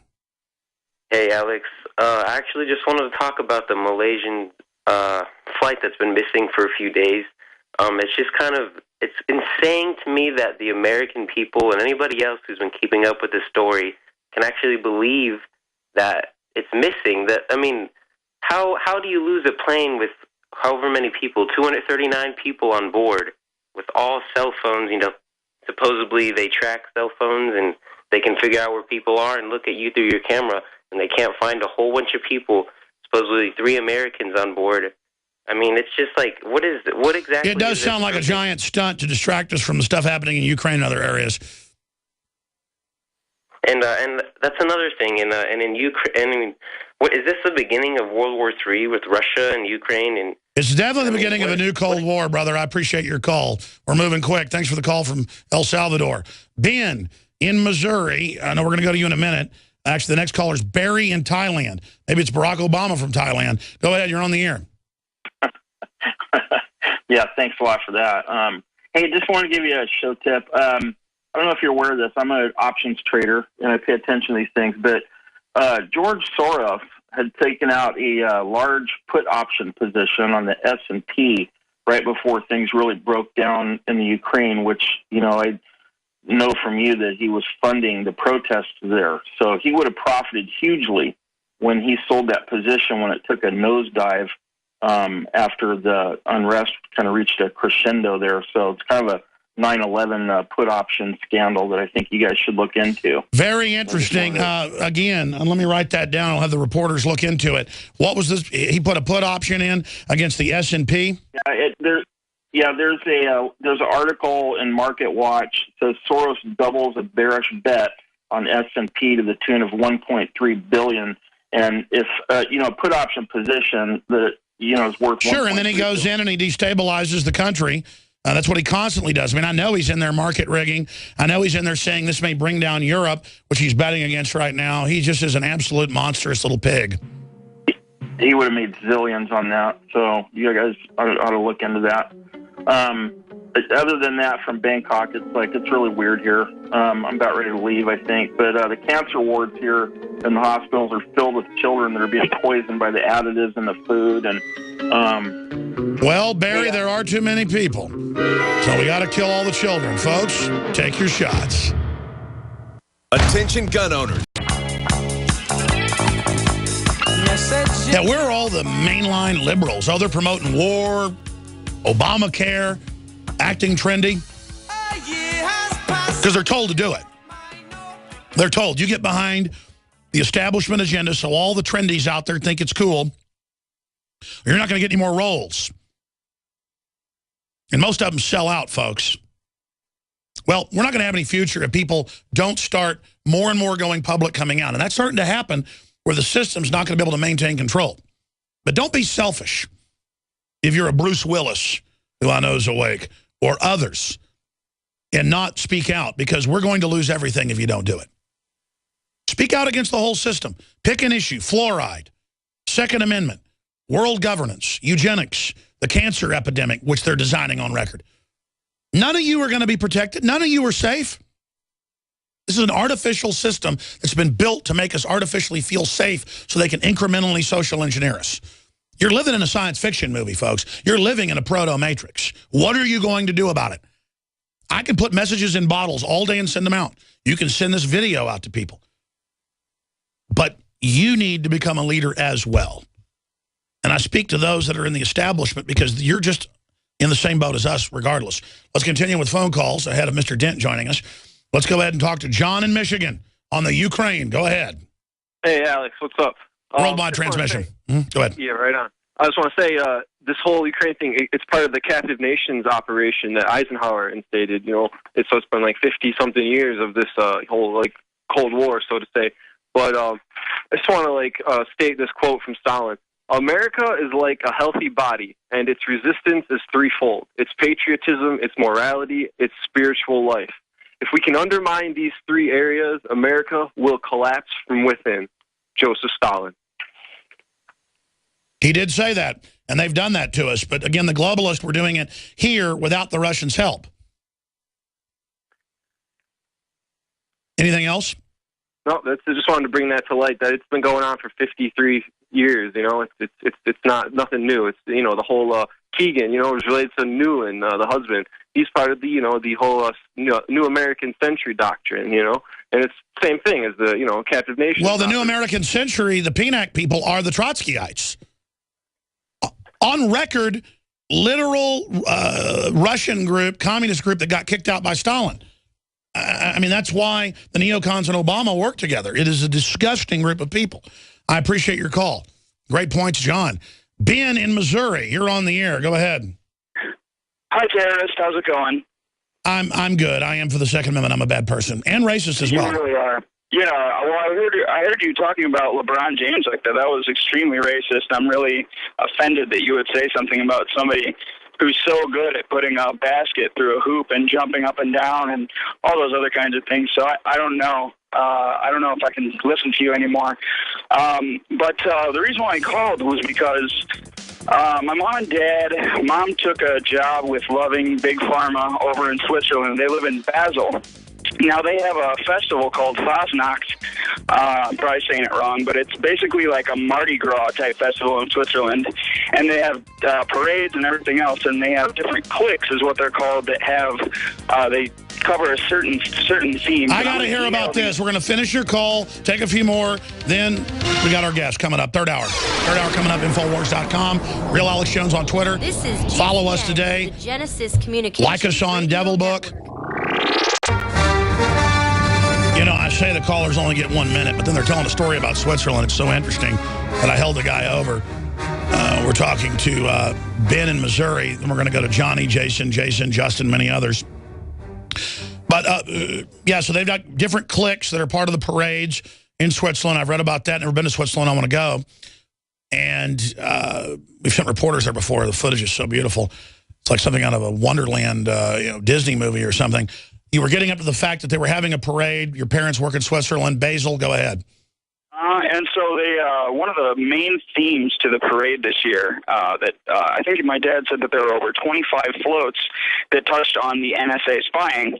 And I'm going to email it to you.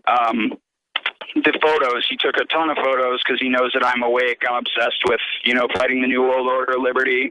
I'm a total extremist. And one of them in particular was Yes, We Scan.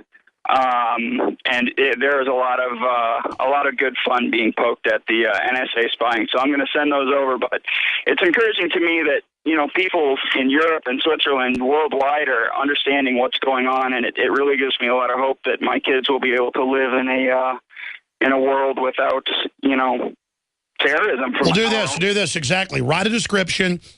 Send it to showtips at Infowars.com. We'll get it up. And absolutely. So the Swiss, I'm not going to get into their whole story and how they started when the Austrians were oppressing them, and then there was an uprising and they killed a bunch of the Austrian troops. And it's all about the Austrians coming to take their crossbows. So America got its ideas from Swiss, the British, and the Dutch, who had armed the citizen movements. And so their fight just came over here. And Switzerland, we had the police by the third day covering it in Switzerland, my reporters, joining us in like torchlit processions like out of a Frankenstein movie. Okay, because we had members of their federal government showing up saying, "Get out, David Rockefeller." I mean, they get it. They don't want to be slaves. That's why they're rolling in piles of cash and the highest standard of living worldwide. And just are so rich they can't help themselves because they didn't join the New World Order bankers. We did. We're screwed. Well, thank you, Ben. Let's talk to Johnny in Florida. Johnny, you're on the air. Go ahead. Thanks for waking me up, Alex. I've been listening every day for the past 3 years, and I try to spread the word as much as possible. I just want to point out, as all these situations have become prevalent, whether it's Libya, Syria, Ukraine, and now this beef with Russia, the masses are waking up to the New World Order and this global technocracy. And it's captured the federal government, and I think it's just rendering itself illegitimate. My question to you is it only cognitive dissonance and the psychological warfare we've been under, or is there something greater that's holding humanity back, and what's it going to take for us to finally be fed up with all the garbage that's going on in this world? Thanks. That's all I got. God bless you. Great question. I think you probably know the answer. It's a lot of things. There's chemicals in the food and water and the television. We become spectators, and the government at the low level isn't bad people on average. So how do we get mad at them? We need to get the point out that the globalists have gotten control at the top. But what's holding us back is we still got food in our bellies, even though it's poison GMO. The Romans would hand out free bread in Rome to control the population. They called it the dole. And so they're taking our liberty and our freedom, but still we've got enough food. And so that's why they're able to progress, is that still life in the West is better than it is in the third world, and it's still better than any other time in history. So we've got great economic spoils and great opportunities. The world is great in many ways.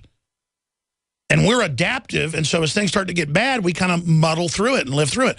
We need to realize there's a prime evil, an anti-human directive, and that the globalists are taking us somewhere bad. You've got to explain to people that, hey, you don't want to go down the spider hole. We're up to the edge of it right now, and we're like, see those eyes in there? You don't want to go in that hole. See all the little skeletons hanging around the entrance? We need to get that message out to people that bad men are running things. We need to get them out of control. They want to crush us because they know we could reverse the tide. That's right, ladies and gentlemen. For the balance of the hour, we've got Harry Dent, harrydent.com, joining us. And, of course, he is the founder of Dent Research, an economic forecasting firm that really has an accurate record, as reported by CNBC and others, that specializes at demographic trends. He's going to be talking about that today, not just here, but Germany and its demographic cliff. And his mission is helping people understand change using exciting new research development from years of hands-on business experience. Mr. Dent offers tools for seeking key economic trends that will affect every aspect of your life.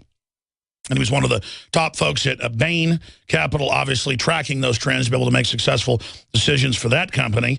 And he has his MBA from Harvard Business School, worked at Bain & Company as a strategy consultant for Fortune 100 companies. Here's the headline out of CNBC. Get ready for the Dow at 16,000 by 2016, says a pro. And he broke that down with them a few weeks ago, so I wanted to get him on. I really appreciate him coming on harrydent.com. And he wants to get into 2014, the year of defaults for China, and Germany falls off the demographic cliff, and how that affects us here, and when we hit our baby boomer demographic cliff, and more. Mr. Dent, thanks for coming on. Nice to be here, Alex. Well, break it down for us. Well, first off, I'd like to cover this Dow at 6,000 by 2016 and then get into the demographic cliff. Well, I'll explain other reasons, but there's a big pattern in the stock market that should be more obvious to people.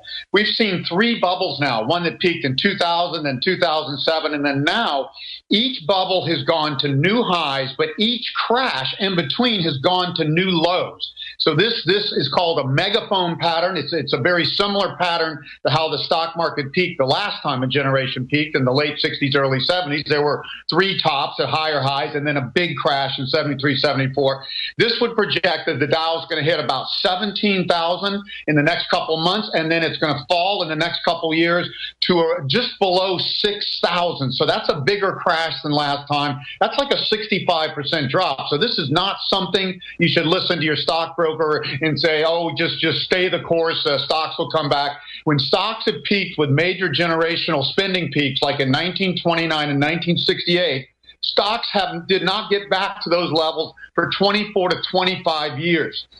So we're in, I think, for the largest downturn in our life. It's going to be very much like the 1930s, what I call a big debt detox.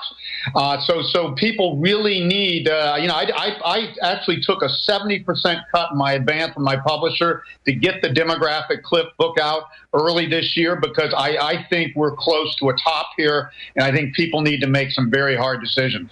I agree. I want to talk about that book again, but expanding on this, you're not the only analyst saying this, and we see governments creeping towards the pension funds, both the public and private, the IRAs, all of it. They're going to, quote, save it, I guess, when the plunge comes by taking it over and taxing it. Seems to be what they're openly saying they're going to do. I don't think a lot of this is hidden, but I'm not hearing a larger discussion of it. Well, people should be worried. Taxes are going to have to go up. The government has promised entitlements it can never, ever, ever pay, especially in a difficult economy that I'm painting and seeing for the next 6 to 10 years. Our population forecasts are much higher than they're going to actually be. Births are falling. Immigration falls in times like this. And this is what happened in the 1930s. So yeah, people, taxes are going to go up in all different types of ways, and especially more affluent people. If you don't protect your wealth from this bubble burst and protect your wealth from taxes, you're going to be in for a big surprise in the next several years. I want to get more into that and what your book breaks down, the technicals, but specifically, how would you protect your wealth for the average person? Well, here's the thing to understand that we warn people about. This only happens once in a lifetime. It's a bubble boom bursting, a debt bubble bursting. And when that happens, all financial assets go down. And all you have to do is go back and look at the crash in 2008. Stocks went down here and around the world, large cap, small cap, Asia, Europe, emerging countries. Real estate went down. Commodities went down. Gold and silver went down. And everybody was told, well, you can protect yourself with gold and silver, not in a deflationary crash, an inflationary recession or crisis like the 1970s. Gold and silver was great. It will not do well in this. So you basically have to take your profits off the table, get safe. I mean, you can short the markets if you want, but that takes some guts and that's risky. But if you just get in safe investments, when everything falls, you're going to be able to buy stocks, 20, 30, 40 cents on the dollar. I mean, real estate, 30, 40 cents on the dollar and everything else. So that's the trick. That's what Joseph Kennedy did in the Great Depression. He got out of the stock market at the top. When his shoeshine boy was telling him to buy stock, he said, oh, man, this thing's got to be over. Same thing. I had every cab driver giving me internet tips in late 99. I knew that one was about over. And then he just bought when things were down, and he made a fortune. That's right. And so it's an opportunity for those that are positioned beforehand. Looking at that, though, obviously there's a race devaluing currencies, and I guess the establishment thinks, well, if there's actually a depressionary thing coming, that will somehow balance out. How does the inflation on the dollar and other currencies then tie into a deflationary situation in the rest of the economy? Well, the one thing, Alex, deflation is good for the dollar. When we started to deflate and debt started to deleverage in late 2008, the U.S. dollar went up 27%. It was the only thing that did go up versus other currencies. Now, the reason this happens, people don't understand, and this is something we have to argue with the gold bugs about constantly, but the U.S. dollar fell 58% from 1985 at its high in the Reagan era down to the beginning of this recession in early 2008 where it bottomed. 58%. The reason is we created massive amounts of debts, trade deficits, and now QE on top of that. We've created massive amounts of money, and that devalues, that debases the currency. We debase the dollar in the boom. When you get this bubble burst, when debt deleverages, you're destroying money. When financial assets go and the Dow goes from 17,000 to 6,000, that is destroying 2/3 of people's wealth in the stock market overnight. Less dollars chasing the same goods is the definition of deflation, and that's how you get deflation. But less dollars also means they're more scarce, and we're reversing the debasement of our currency. So really, this crisis is exactly what would put the dollar back in balance, would make real estate more affordable for young families again, stocks better long-term investments, all this sort of stuff. We need this reset, and governments just don't want it to happen because nobody wants the music to stop on their chair. Everybody wants the crisis to hit the next administration. So central banks and politicians around the world just keep printing money to cover over the crisis, keep the banks from falling over. The banks would have gone under, a lot of them. We had a 1930s scenario building, and you know what? As bad as the 30s were, we had a huge debt detox, and we basically cut the debt from 190% of GDP in this country to 60% in the next several years, and that allowed us to grow again. A 30-year boom. 30-year boom. Yeah, an incredible boom to follow that. We came roaring out of it. We're not coming out of this. I cover in Chapter 2 in the book, I talk about the Japan coma economy. Japan has been doing this QE stuff since 1997 when they went off their demographic cliff, and I was one of the only people in the world that predicted the downturn of Japan in 1989. And they've been doing QE ever since. They have not deleveraged their debt. They have not rebalanced their economy. I mean, undoubtedly you're right. That's why they call you, top pro and CNBC. But let's just expand on this then in layman's terms for folks. With what the global policies are right now versus what we think they should be, what do you see happening in the next few years? Does this happen overnight? Does it happen in a process? I mean, I know generally, I know you don't have a crystal ball, but what do you see happening? Well, we do kind of have a crystal ball. We predicted this downturn, Alex, by the way, in my first book in 1989. We predicted the simultaneous collapse of Japan in the 90s and the greatest boom in history and the greatest stock market surge in history for the United States and Europe. What we do is we look at demographics. People enter the workforce age 20, earn and spend more money, raising their kids and families, buying houses, borrowing money, and they peak at age 46. Now, everybody doesn't, but the average person spends the most money in their life at age 46. So the simplest indicator I have of many, but I call it the spending wave, we just move forward the birth index in any developed country and move it forward 46 years for that peak in spending, where people will have the highest impact, the highest numbers. And that would have told me, and it did tell me in 1988, that we had a boom from 1983 with baby boomers that was going to last until about 2007, and then the baby bust would slow down our economy, less spending, less house buying, less borrowing, all those things until about 2023. So we predicted these demographic headwinds and that we would go into a crisis starting in 2008, just with demographic. But there's another factor that's equally important. We've seen the greatest debt bubble, which then in turn fueled the greatest real estate bubble in modern history. Debt got up to about 4 times GDP in this country versus 190% at the top of the roaring 29 bubble, so twice as much debt. And that doesn't count $67 trillion in unfunded entitlements. Well, that's my question. How do those two bubbles collapsing go together? They go down at the same time? Or yeah. Well, that's what happened. At some point, when this QE doesn't work or something triggers, like last time, the subprime crisis in the U.S. triggered stock crashes and debt crises around the world. Because all it takes is a trigger when demographics are slowing and debt is twice as high as it's ever been in history and 4 times if you count entitlements. All it takes is something to pop the bubble. I think it's going to be Germany. Going off, Germany's downturn looks just like Japan's did to us in the late 80s. It's the steepest downturn in demographic spending of any country in the world at this point. And China's got on off the charts, and I mean off the charts, real estate and debt bubble. They have overbuilt everything in their economy 10, 12, 15 years ahead and moved people, 220 million people in 12 years into cities with no skills. They got 27%. It's a time bomb. It's a time bomb. It's an absolute time bomb. It's an urban disaster. These people aren't even registered citizens in these cities. They're like illegal Mexicans in the United States. They're tolerated in a boom. They will not be tolerated in a bust, and they get no benefits, no education, no health care. Harry Dent, stay there. This is incredible. I want to hear about how these time bombs go off together. Wow. Clean water at home, clean water at the office, clean water. Dent is our guest for the balance of the hour. I will give the phone number out after we clear the phone lines. I'm sorry to all those that are holding patiently. We're going to shift gears to another subject at the start of the next segment, the economy. And we will take a few phone calls for our guest. He's got his new book out dealing with this. And I mean, I don't just immediately believe whatever I read. He's had so many predictions that have come accurately true. He, of course, was a big strategist at Bain Capital that has to understand the future of companies and things to make the right decisions with what they do in acquisitions or in sales. But when you look at this is all the big governments talk about, is the demographic cliffs.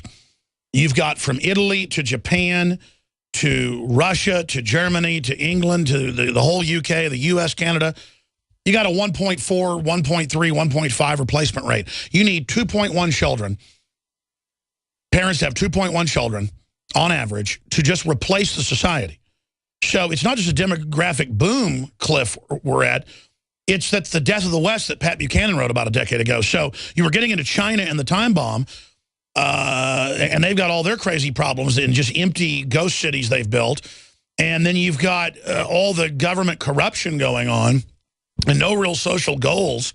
And then a police state being set up. Well, I mean, where is it all going to go as all these countries go off the cliff in the next 5 years? Well, you know, it can only go one direction. Japan's already showed us what happened. Japan was the first country to see their baby boom peak. They had a real estate bubble. People thought real estate can never go down. I said, no, this bubble's going to burst. Their stock bubble burst. So that's what happens. Wealth gets destroyed suddenly, then real estate goes down. People don't realize real estate's down 60% in Japan and never has bounced 22 years later because you got more older people dying, and they're sellers of real estate, than young people who buy between the age of 27 and 42. I mean, we know exactly when people buy home. So people don't realize the consequences. Not only is the baby boom peaking in more and more countries, and when it does, you see these bubbles burst, you see real estate go down, you see stocks collapse, then that causes bad loans in banks, and then they fail, and then that destroys debt, and that destroys money, as I said. These bubbles do burst. Japan already burst, and everybody's thinking, well, that's just Japan. Well, the U.S. came next. We predicted that. Europe is the next major region to see a major downturn in demographic spending, starting with Germany, the steepest, the UK, Austria, and then Italy. But then all these countries go off the cliff. And East Asia, Japan's gone off, but South Korea comes a few years from now. China is the first emerging country to see their workforce peak. It's already slowing. It'll slow a bit the next 10 years, and then they go off the cliff. An emerging country. All other emerging countries have incredible demographic trends for decades to come. So this is predictable stuff. But the important part, as I was saying earlier, with all this debt and all these real estate bubbles around the world, and the real estate bubble in China is far more overvalued than anywhere else, and then with high vacancy rates. I mean, can you imagine a real estate market where you got 27% of condos vacant and prices are still going up? So what happens? NASA came out with a report yesterday and said the end of industrialized society. The British Ministry of Report in 2007 was classified but leaked, saying they believe in basically global total collapse, and the governments are digging in for that. Why not try to reverse this? Is there any way to reverse it? You know, the only thing you do, you could learn a lesson from business. Governments could. I call it Chapter 11. You know, they used to have Chapter 7 bankruptcy, which they have, where you just basically a fire sale. You sell the assets, distribute the proceeds to creditors, and you're over. Well, that's a dumb way to do it. The United States came up with the innovation of Chapter 11, where the courts protect a company long enough for it to sell off its assets in more orderly, not a fire sale, to cut costs, and most importantly, to renegotiate debts with creditors. You go to your creditors and say, look, if we go on fire sale, you're going to get 10 cents on the dollar if you're lucky. But if you let us write down your debt to us 50%, which is a win-win for you, then we'll be able to continue forward. We need to restructure the debt. It wasn't just the $17 trillion in government debt. We created $42 trillion in private debt. And that debt, basically, most of it was created under George Bush between 2000 and 2008, during the bubble part of the boom. If we just wrote that debt back down to pre-bubble levels, we would get rid of $22 trillion of debt overnight. Now, the banks would have to take hits, but they're the ones that should take the hits. They're the ones that lent this money to unsophisticated... They're the ones that created the derivatives. Yeah, they created the derivatives that financial institutions need to take this hit, not Homer Simpson. And Homer Simpson's been taking the hit with underwater mortgages, falling real wages. If they do that again, they're going to kill Homer Simpson. And then who are the banks going to live off of if they kill the golden goose? I want to ask you that and talk about your book that breaks this down that obviously everybody needs to read. Harry Dent, harrydent.com is our guest. And I'll tell you what's scary. Everything he's saying is right there if you follow the news, folks. We'll be right back to break down his forecast. We're on the march. The Empire. Economic forecaster specializing in demographic trends. Harry Dent joins us. I wanted him to talk about his book coming out and break that down here in a moment. And I want to go back to the CNBC report. Get ready for the Dow at 6,000 by 2016. If I look at the socialist groups in government and some of the big banks that work with them who always want to saddle Homer Simpson with their bad bets and their derivatives and other counterfeit instruments, their plan is clearly set up at the police state, being done worldwide. They're financing that. And then, as things collapse, pose like they're the savior and take over the pension funds, the private pension funds, the government pension funds, and really not even scale back a lot of the payments and things that former government workers and others are going to be getting that are clearly unsustainable. And so they don't take a haircut. Everybody else does. And if you don't like it, well, Homeland Security now basically lists not liking the Federal Reserve policy as terrorism. And the Tea Party is terrorist. And returning veterans are dangerous, and gun owners. We see the move now to use Northcom Homeland Security as a domestic control arm in the storm that's coming, and that they're going to use the economic crisis to get everybody on welfare, basically, use the scaled-up industrial capacity to at least give people their bread and circus.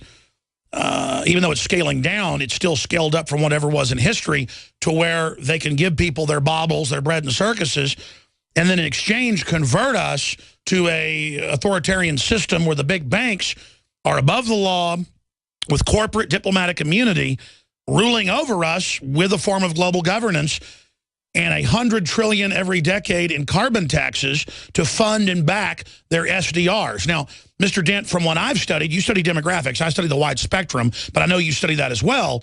You're one of the smartest guys out there on record when it comes to predicting things. Do you disagree with the gestalt I just threw out, or do you add something to it? Because it looks like this is pretty well planned out to me.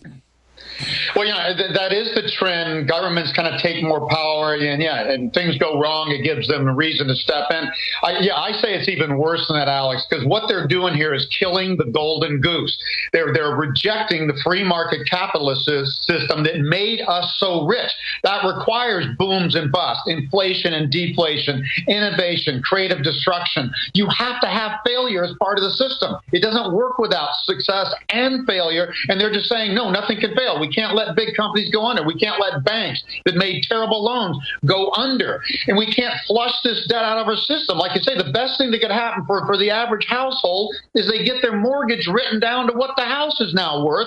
And I see houses going down much more in the next crisis. So I think the only saving grace for me, Alex, because politically we'll never deal with these entitlements. We'll never deal with this debt. We'll never let government kind of give up their control of the economy. We're going to have a crisis. The government's going to have to fail. People are going to have to lose faith in central banks, quantitative easing, which is just like taking more and more of a drug to keep coming down off a high. That's all it does, creating money out of thin air. That's another way to create debt, just like bank loans that get too high.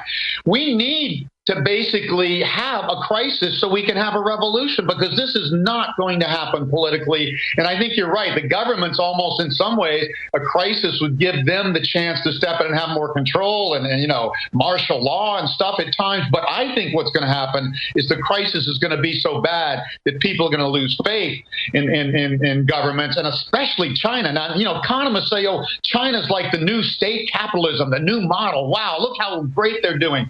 China, to me, mark my words, is going to prove that governments don't know how to manage economies and shouldn't manage economies. They should just set clear, good, simple rules and let the free markets work and let them go up and down and let them succeed and let them fail. Let them invest, let them innovate. They're killing the golden goose. So to me, it's even worse than what you're saying, because you kill capitalism, and we're already aging. We're already going to slow just from aging and slowing demographics. Like you say, no replacement rates for most populations, and we're better than most because we have higher than Japan or Germany.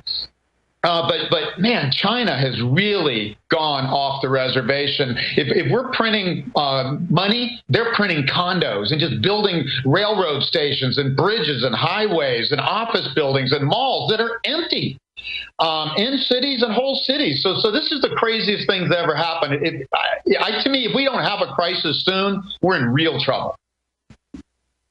I agree with you, but the establishment cannot stand to let things be somewhat free, even somewhat. They've got to micromanage it. They've got to give the insiders the knowledge. They've got to bail out Goldman Sachs and J.P. Morgan and then sign the debt onto us and have the media a year later say, in 2008, it was their fault. A year later, it was how I was in debt. I was bad. I owed the trillions. I owed, millions of dollars to the government in the aggregate. A total fraud. But I got to say, Mr. Dent, a lot of it lies with the public. If the public politically is so mesmerized with Justin Bieber and LeBron James and all the rest of the propaganda and have had liberty and wealth so long that the public, not everybody, but a large portion of them are delusional, dumbed down, stupid, lazy, give me a handout, scum who literally look at me and think I need to pay more so they can sit on their butts. A, do you agree with that? B, what happens when it all goes to hell in a handbasket? I see the hordes of them voting in a democracy, not a republic, two wolves and a sheep voting on what's for dinner, to literally politically bring in authoritarianism and absolutely make the producers their slaves, or a French Revolution. Every angle of this, I just see bad to worse.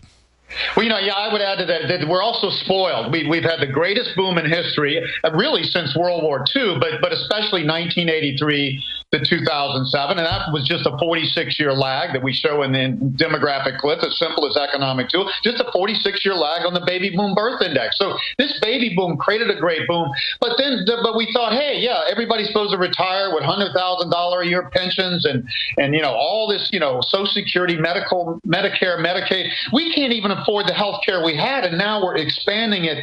Paul Ryan's plan wasn't even close to what it would take to balance out entitlement. So we're spoiled, and I think we need reality. And I've got to hope that when things go down, if we have a big enough crisis, people will realize, governments, economists, businesses, and everyday people realize we're bankrupt. We're not bankrupt like Chapter 7, because we're still the largest country in the world, and we got better demographics than most of our competitors. But we cannot go on with these debt levels and these entitlements. We've got to right the ship. We got to wake up and get real. We got to wake up and smell the coffee. And I think that's what the good thing is. People realize. I used to turn around companies at Bain & Company, and I did it with small business as well. And when a company's really in a crisis, people get real really quick, and you can make changes. You can fire half the people, and people agree to it because they realize if we don't fire half the people, 100% of us are going to lose our jobs, and the company's going to die. So people get more clear. So I've got some level of faith that when we have a crisis, people will wake up and they will get smarter about things. And then they'll listen. I hate this. Most people don't listen to people like me. Oh, I'm too bearish. Look, I've been bullish for 20-some years. I predicted this great boom when nobody saw it coming, and predicted the fall of Japan and all these other countries to follow. But they'll start listening to people who told them the right things. Everybody's telling them it's okay. Warren Buffett, of all people, is getting out there saying it's okay. The government's doing the right thing. How can the right thing be printing trillions of dollars out of thin air to cover over a debt crisis? How could that possibly be the right thing? And then signing us on to more debt, and then Obama saying raising debt doesn't raise debt. Yeah, of course. Yeah, I agree. We should just there has to be a standard. It can't be gold anymore, because gold isn't big enough and consistent enough with the new economy. But we need standards that say debt can only grow this fast compared to GDP and can only reach certain limits. You can't allow unlimited debt. And that's what we've done. We have run trade deficits since the early 70s. We've run budget deficits except for a few years, and they got bigger in the boom. Even Keynes, that crazy guy, wish he never invented his theory, but at least he said governments should run surpluses in booms and then run deficits to balance out the private economy. But we've been running budget deficits in booms and busts. You can't, and debt grew at 2.7 times GDP from 1983 to 2008. You can't have debt grow that much faster in the economy and not end up bankrupt and in a debt crisis. Any economist that didn't see this coming doesn't know their ass from a hole in the wall. That's right. Let's talk about gold. I have gold as an emergency backup hedge for collapse, for inflation, for whatever it is. Literally like pirates, bury your gold. That's what I've got it for. I don't have it as an investment. And I bought most of my gold between $300 and $500 an ounce. So even if it plunges or even goes up, whatever, I've got it. I'm not selling it until, we ever go to a road warrior situation, and then I know it'll have some value. But separate from that, are we talking about raw land? Are we talking about skills? For the average person, what do you do? Well, again, gold is in a bubble. I was debating Peter Schiff in St. Kitts, and I know you know him, and he's saying gold's not in a bubble. I said gold went up almost 7 times between 2000 and 2011. That's a bubble. We said gold's a bubble. It's going to be the last bubble to burst. It is bursting. I think gold's going to see $700 an ounce by 2016 when the Dow is at 5,000 or 6,000, and I think it's going to see 250 to 400 around the turn of the next decade before a big commodity cycle bottoms. Commodities peak every 29, 30 years like a clock. So I don't agree with the gold bugs on that. And the truth is there is nowhere to go. You put your money in safe stuff, liquid cash, and cash flow is king in a deflationary crisis. And then if you want stuff, I want stuff I can trade. I want shotgun shells, I want little bourbon bottles. I want silver coins even more than gold. No, I agree. I got more silver than gold. Yeah, silver is great for exchanging and buying stuff. Food, dried foods and stuff, cans of tuna. In a crisis, that's the sort of stuff that people are going to want. Harry, this is scary because I study this every day as a layman from every angle, and any way you look at it, it runs from horrible to apocalyptic. And absolutely, I tell my listeners do this. This is what I've been doing. And I've got family that's awake, but some family that says, you've been saying this for so long, they don't believe it because I was so visionary. But if you study history, these cycles are there. Right. And now I look at the U.S. government, the British Defense Ministry, all the universities, all their internal prospectuses actually say what you're saying. But just like Japan, for 20-plus years has denied they're even in a recession. They've been in a depression. I mean, they're literally having mass mental illness, just collapsing over there. But if you read a Japanese newspaper, they say they're doing fine. And I see that same scenario here. We just slide into this depression, and then they just keep denying it forever. It's mass mental illness. Well, and the best way of denial is quantitative easing. You just keep throwing money in the economy like taking more of a drug to keep from coming down. That's all they're doing is masking it over. We're not facing reality. And again, Japan has proven they have an echo boom generation. Their economy should have turned up again around 2003 by our demographics. And it didn't very much. And they went back in a downturn. It's because they've never dealt with their debt. They've never let their economy rebalance. You have to rebalance. The free market system knows how to do this, just like your body does if you eat bad sushi. It'll just flush it out any way it can. That's what the economy was trying to do. Flush out this debt, flush out these asset bubbles, flush out these derivatives. This is, I mean, we're on steroids, and we're going to die from it and be in a coma forever if we don't deal with this. So I'm just waiting for the darn crisis to happen. What's the time frame? The next year or two?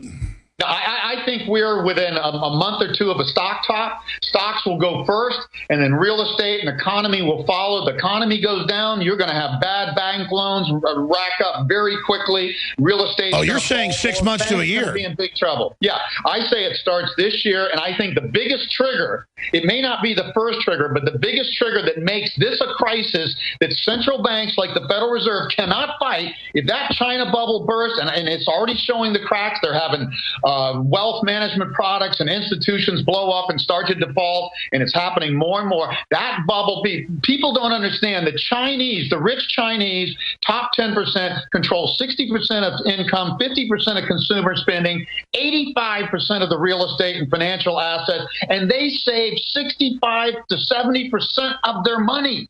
And they invest it all in real estate. They don't like stocks and bonds, and their stock market's been a total roller coaster. They also buy gold. Yeah, and they buy gold. So if their wealth collapses because this real estate bubble collapses, they're going to stop buying real estate around the world. They're going to have to stop investing. They're going to stop spending, and China will implode. Everybody says there's going to be a soft landing in China. You don't have an extreme bubble. They're already having thousands of riots a month. Yeah, and then the rich people are leaving the country voluntarily. They are leaving. When I was just in Australia for 3 weeks promoting the book and stuff and lecturing, and it's like Chinese are buying everything in Australia, and they're buying Southern California, San Francisco, Vancouver, London, New York. They're evacuating. People are keeping the bubble going. When they stop buying like the Japanese did in the early 90s, we're going to see real estate bubbles collapse around the world, especially in the most bubbly cities. This is going to be a major crisis because real estate is what really hits people. Well, Harry Dent, I mean, I've had you on before, and you've never been this wound up. I mean, you're really concerned. No, I am. I mean, again, I cut the demographic clip. I went I had to change publishers and cut my advance 70% because I said this book, my publisher wanted to get out in September. I said, it's going to be over by then. We're going to be into the crisis. I want to warn people before it happens because this only happens once in a lifetime. That's why, like you say, people are delusional. They don't understand this. A depression like this, a debt detox, whatever you want to call it, a deflationary crisis only happens once in a lifetime. So people don't see it coming. They don't understand it, and they don't know what to do when it happens. This book tells you from A to Z what's going to happen, what's going to go bad, how I want to carry it. What investments are going to go down, and what to do about it. There is this can be the most profitable time in your life if you simply see the inevitable while everybody else is in delusion and denial. Wow. Man, we got to get you back sooner. I promise to go to calls. We only got like 10 minutes left. We're going to break in a minute. RB wants to talk to the guest from Minnesota. You're on the air with Mr. Dent. Go ahead. Yeah. Hi, Alex. Hi, Harry. I've really noticed that in the wake of the NGO/EU/USA-backed illegal coup of the democratically elected president of Ukraine, all these big central banks have just been salivating like dogs around a dog bowl. It's just disgusting. And then on top of that, you see like the big world vampire squid, the EU and the junior world vampire squid, Goldman Sachs, is salivating like dogs. What do you think is going to happen there? Well, this is something we also cover in the book. We have a geopolitical cycle, and I don't know what causes, but 18 years we'll have a good world where nothing goes wrong, like 1983 to 2000. Then from 2001, starting with 9/11 and the tech wreck, and going all the way to the Iraq War, Afghanistan War, the Syria, the Arab Spring, the Indian Spring, and now Russian-Ukraine. We just had a series of political challenges, geopolitical problems around the world. I think this is going to get worse. I think, it's kind of a little bit like Hitler, where Putin says, okay, we took over Crimea, but they wanted us anyway. We're not going any farther. He wants Ukraine. He wants to rebuild the Soviet Union. Russia has some of the worst demographics in the world ahead. In fact, they're one of the few countries that has a declining life expectancy because they're drinking themselves to death. If you ever watch a Russian movie, you'd understand why. I think this is going to get worse. And this geopolitical cycle doesn't turn positive until 2020. So we got 6 more years of this sort of stuff. So expect more of this, expect more geopolitical conflicts, expect more problems in the Middle East. But that's the way to see these governments, is they're all like vampire squid, like the caller said, trying to just grab something to eat it. So it's like 2 vampire squid trying to grab Ukraine and absorb it. Well, that's what they want. They're like a business. They want to gain market share. Like you said earlier, they want to gain more control over the economy. The economy works best when there's just good, solid rules, and you do need rules to the game. But and then you let the private economy innovate and grow and rebalance itself. Should we bring Glass-Steagall back? Government controlling everything. Should we bring Glass-Steagall back? Yeah, that you need. Banks should not. You shouldn't have all these people in all these businesses. Banks should be banks. Investment banks should be investment banks. Brokerage firms should be brokerage firms. Investment firms. I don't even like brokerage firms and investment firms being mixed up, because now the broker's going to sell you their own stuff, whether it's in your interest or not. I mean, that's what they're going to be motivated to do. I think the financial institutions, that's the biggest thing. If we just let each sector do what they do and don't let them cross over, that would eliminate a lot of the problems we've had. Well, I totally agree with you. And again, people need to get honest with themselves as a culture, that we're not just here putting out fear. This is what's going on. You can debate exactly how the cookie's going to crumble, but societally, the denial has to end first, to have a real debate, to then give the political class the courage to do the right thing, because not everybody in the power structure is bad. And a lot of the people in the power structure are scared right now. They just can't get the public to make the right decisions either. No, that's right. I mean, that is what's needed. And my problem is, usually I get on CNBC. I'm glad to be on here and have more time. And I got 3 minutes to explain this. I can't explain this in 3 minutes.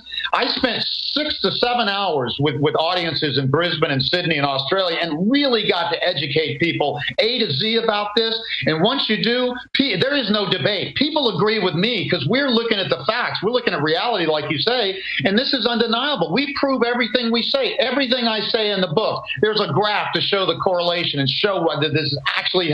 I've read books 700 pages long, not a graph on them on economics. How can you do that? So if people have time to get educated on this, they will see. People are not stupid if it's explained to them correctly, but it's not. Like you say, everybody, governments and different businesses and institutions all have their motives, and nobody's telling you the truth. I don't work for anybody. I'm not at Merrill Lynch or some major company. I can say what I find, whether it's bullish or bearish, and then no matter what political persuasion it may fall under at the time, I can say what I need to say to people. And I tell you, most people cannot tell you the truth. Your stockbroker cannot tell you the truth. Absolutely cannot. They would be fired from their firm if they did. So let's go back to the other phone calls here and see what they have to say. Let's talk to Justin quickly in Florida. Go ahead, Justin. Just want to say great points. I agree with what you're saying here, and good solutions too. I guess my other question is, since you pretty much touched on everything, is what do you make of the recent bankers dropping like flies? Would you say bankers? A lot of banker suicides, a lot of broker suicides, high-level people. Oh, well, I mean, you know what happened in the 1930s. People were jumping off buildings. I mean, these people I mean, a lot of them really need to be tried in criminal courts. A lot of what happened here in a lot of things. And when this thing fails, it is going to hit financial institutions. It's going to hit New York City big time. Anybody who just bought a condo for $100 million is going to lose their ass on that. Rich people think you can't possibly lose buying in downtown Manhattan. This is going to especially hit financial institutions and their executives and people. So there's going to be way more of this ahead, and that's unfortunate, but that's just a reality. There you go. Great question, Justin. Let's talk to Wilbur in New York. Go ahead. Hi, Alex. Yes, sir. Hi, Harry. Harry, I get your newsletter, Boom and Bust. It's a good newsletter. Now, let me say I do a lot of analysis like you do, microeconomics, technical, cyclical analysis, demographic analysis, like you do. My question to you is, given the massive housing real estate bubble that you talked about in China, which makes ours look like child's play, and now the Ukraine situation, where we have really the elites now are duking it out, how deep do you think this downturn, this next shoe down is going to be? I know Prechter Rob has got his opinions on it, too. I'd like to see when you're thinking this is going to happen, because I'm absolutely seeing it. It's going to be within weeks to months, not years. How deep do you see it? And will this change the course of events, assuming the elites, don't knock Oh, yeah, they always try to start wars during this stuff, sir. Yeah, bubbles burst, they always burst, and they go back to where they started a little lower. The Dow has to get back to 3,800 just to erase the bubble. Housing has to go down 55% just to erase the bubble back to early 2000 when it started, and will probably go down 65%. So I see a much bigger housing downturn over the next several years. Stocks are going to probably go down in two waves. The next wave takes us, like you say, I think it's going to top by early May, if not earlier. It's 17,000 roughly. We're going to go 6,000, a little below, in the next plunge. Then we'll have a bounce after that for a year or two, and then by 2019 or 20, I think you're going to see 3,000 to 4,000 on the Dow. I love to debate Robert Prechter because he says I'm too bullish. He's predicting 600 to 1,000. Let's talk to Abe in California. Only got about 30 seconds for him to answer the question. Abe, ask your question. Hey, peace be upon you. It's just a quick comment I wanted to make about the whole humanity situation and where we lie as a species. Look, we, mind, body, and spirit, need to rediscover ourselves. We need to immerse ourselves in the natural five senses. Then when we will discover the sixth sense, which is essentially the pineal gland. I hear we got to go, man, because there's a question. But we do have to get back to being real people again, and not just mindless consumers that believe whatever television says. Final comment, Mr. Dent. Well, we have a 250-year revolution cycle. The last one was the American Revolution and the Industrial Revolution. So I think we are going to see a big revolution ahead. And I just tell people, read this book, The Demographic Cliff. I killed myself to get this thing out in time. And we've got a free newsletter. We've got paid newsletter like Boom and Bust. We have a free newsletter called Survive and Prosper. And all you do is go to harrydent.com, put in your email, and you're done. Listen, I want to get you back more often than once a year. Sure. I want to invite you on the Nightly News. Come back when we think this thing's going on. I think by May, June, we're going to be in trouble. Man, I hope a lot of smart people are saying that. Thank you so much for the time. Okay, thank you, Alex. Powerful, pretty scary interview, and I see no fault of what the man says. I'm Alex Jones with Infowars.com. We're going to go a little bit of overdrive here when we come back. Infowars.com for the free audio streams. Your station doesn't carry it. Nightly News tonight, 7 o'clock. I'm telling you, government's digging in, folks. This is real. This is serious. All right, I didn't get to a bunch of news that I was going to cover in there because we had that guest on. But, man, and again, folks, that's from the whole Bain Capital angle, what you were just hearing. And that's the New World Order. That's Mitt Romney. But, I mean, he was there a long time ago, was very successful there, so split off in his own deal just as an analyst on companies they were buying and things. And he is one of the most accurate predictors out there. And that's who we bring you, people that know what they're talking about. And it doesn't mean everything's going to happen just the way we say. But statistically, we're right more than other people. And my gut is what I follow. Not intellectually, I look at everything. Militarily, I look at everything. Societally, historically, spiritually. That last one, spiritually, your gut, your soul, your mind. I told you, bad moon rising last year. I've been saying that since October. I mean, it's just, it's my alarm bells are going off so hard now that I'm almost just calm. It's just like, we're already in it. And I'm telling you, it's going to be a time bomb when all this stuff goes deep six. And the reason I went into some overdrive was to make this point and take a few calls if we have time. I got to hit the snooze. I think I'm sorry, callers, we're done. Is that if we don't get our message of liberty out now, the socialists, the communists, the collectivists run by the big banks who are at war with the free market are going to scapegoat the free market and America and freedom for all the stuff that's happened. We certainly deserve some blame for letting it happen, but we didn't drive the bus. We're not captaining the ship. Goldman Sachs, J.P. Morgan are. You just heard Dent, formerly of Bain Capital, saying that. And they make a lot of the calls and advice to people at Goldman Sachs. This is really bad, okay? If we don't get the message out and blame who did it, we're going to get blamed. I just got chills. We're going to get blamed, and they are going to screw us up one side and down the other. The move is authoritarianism. The plan is authoritarianism. This has been done by design. He talks about creative destruction to build a better system through free market. They have creative destruction through socialism to destroy us so they are the ones left standing. The opposite of the type of creative destruction he was talking about, Milton Friedman style. And that's how folks get confused in economics, is they haven't studied the full spectrum of it. I have all the major schools, and let me tell you, all of them try to reflect the times they were in. They're not applicable to the time we're in now with the rigged computers, the high-frequency trading. It's rigged, folks. And that's what allows the establishment to do this. And they're gearing up for a controlled collapse to fully take over. And Dent just agreed with me. And everybody else agrees with me, because there's no doubt they're not going to let a good crisis go to waste. Other news I didn't get to here. This is up on drudgereport.com. It needs to get back on the front page of Infowars.com.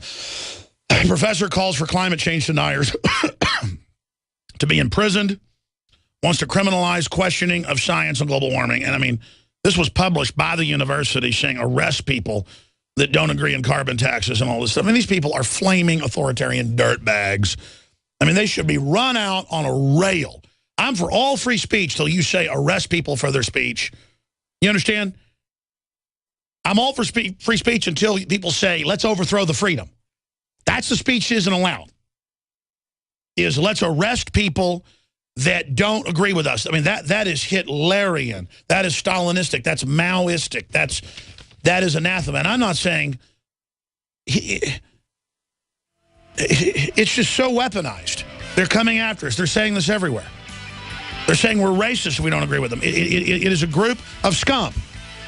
People should go to that university who are there, have kids there, young people there, and this guy should be confronted. This guy wants to put you in a gulag, like I told you yesterday. You understand that? They're not playing games. They're coming for us. Get ready! Get ready! Get ready!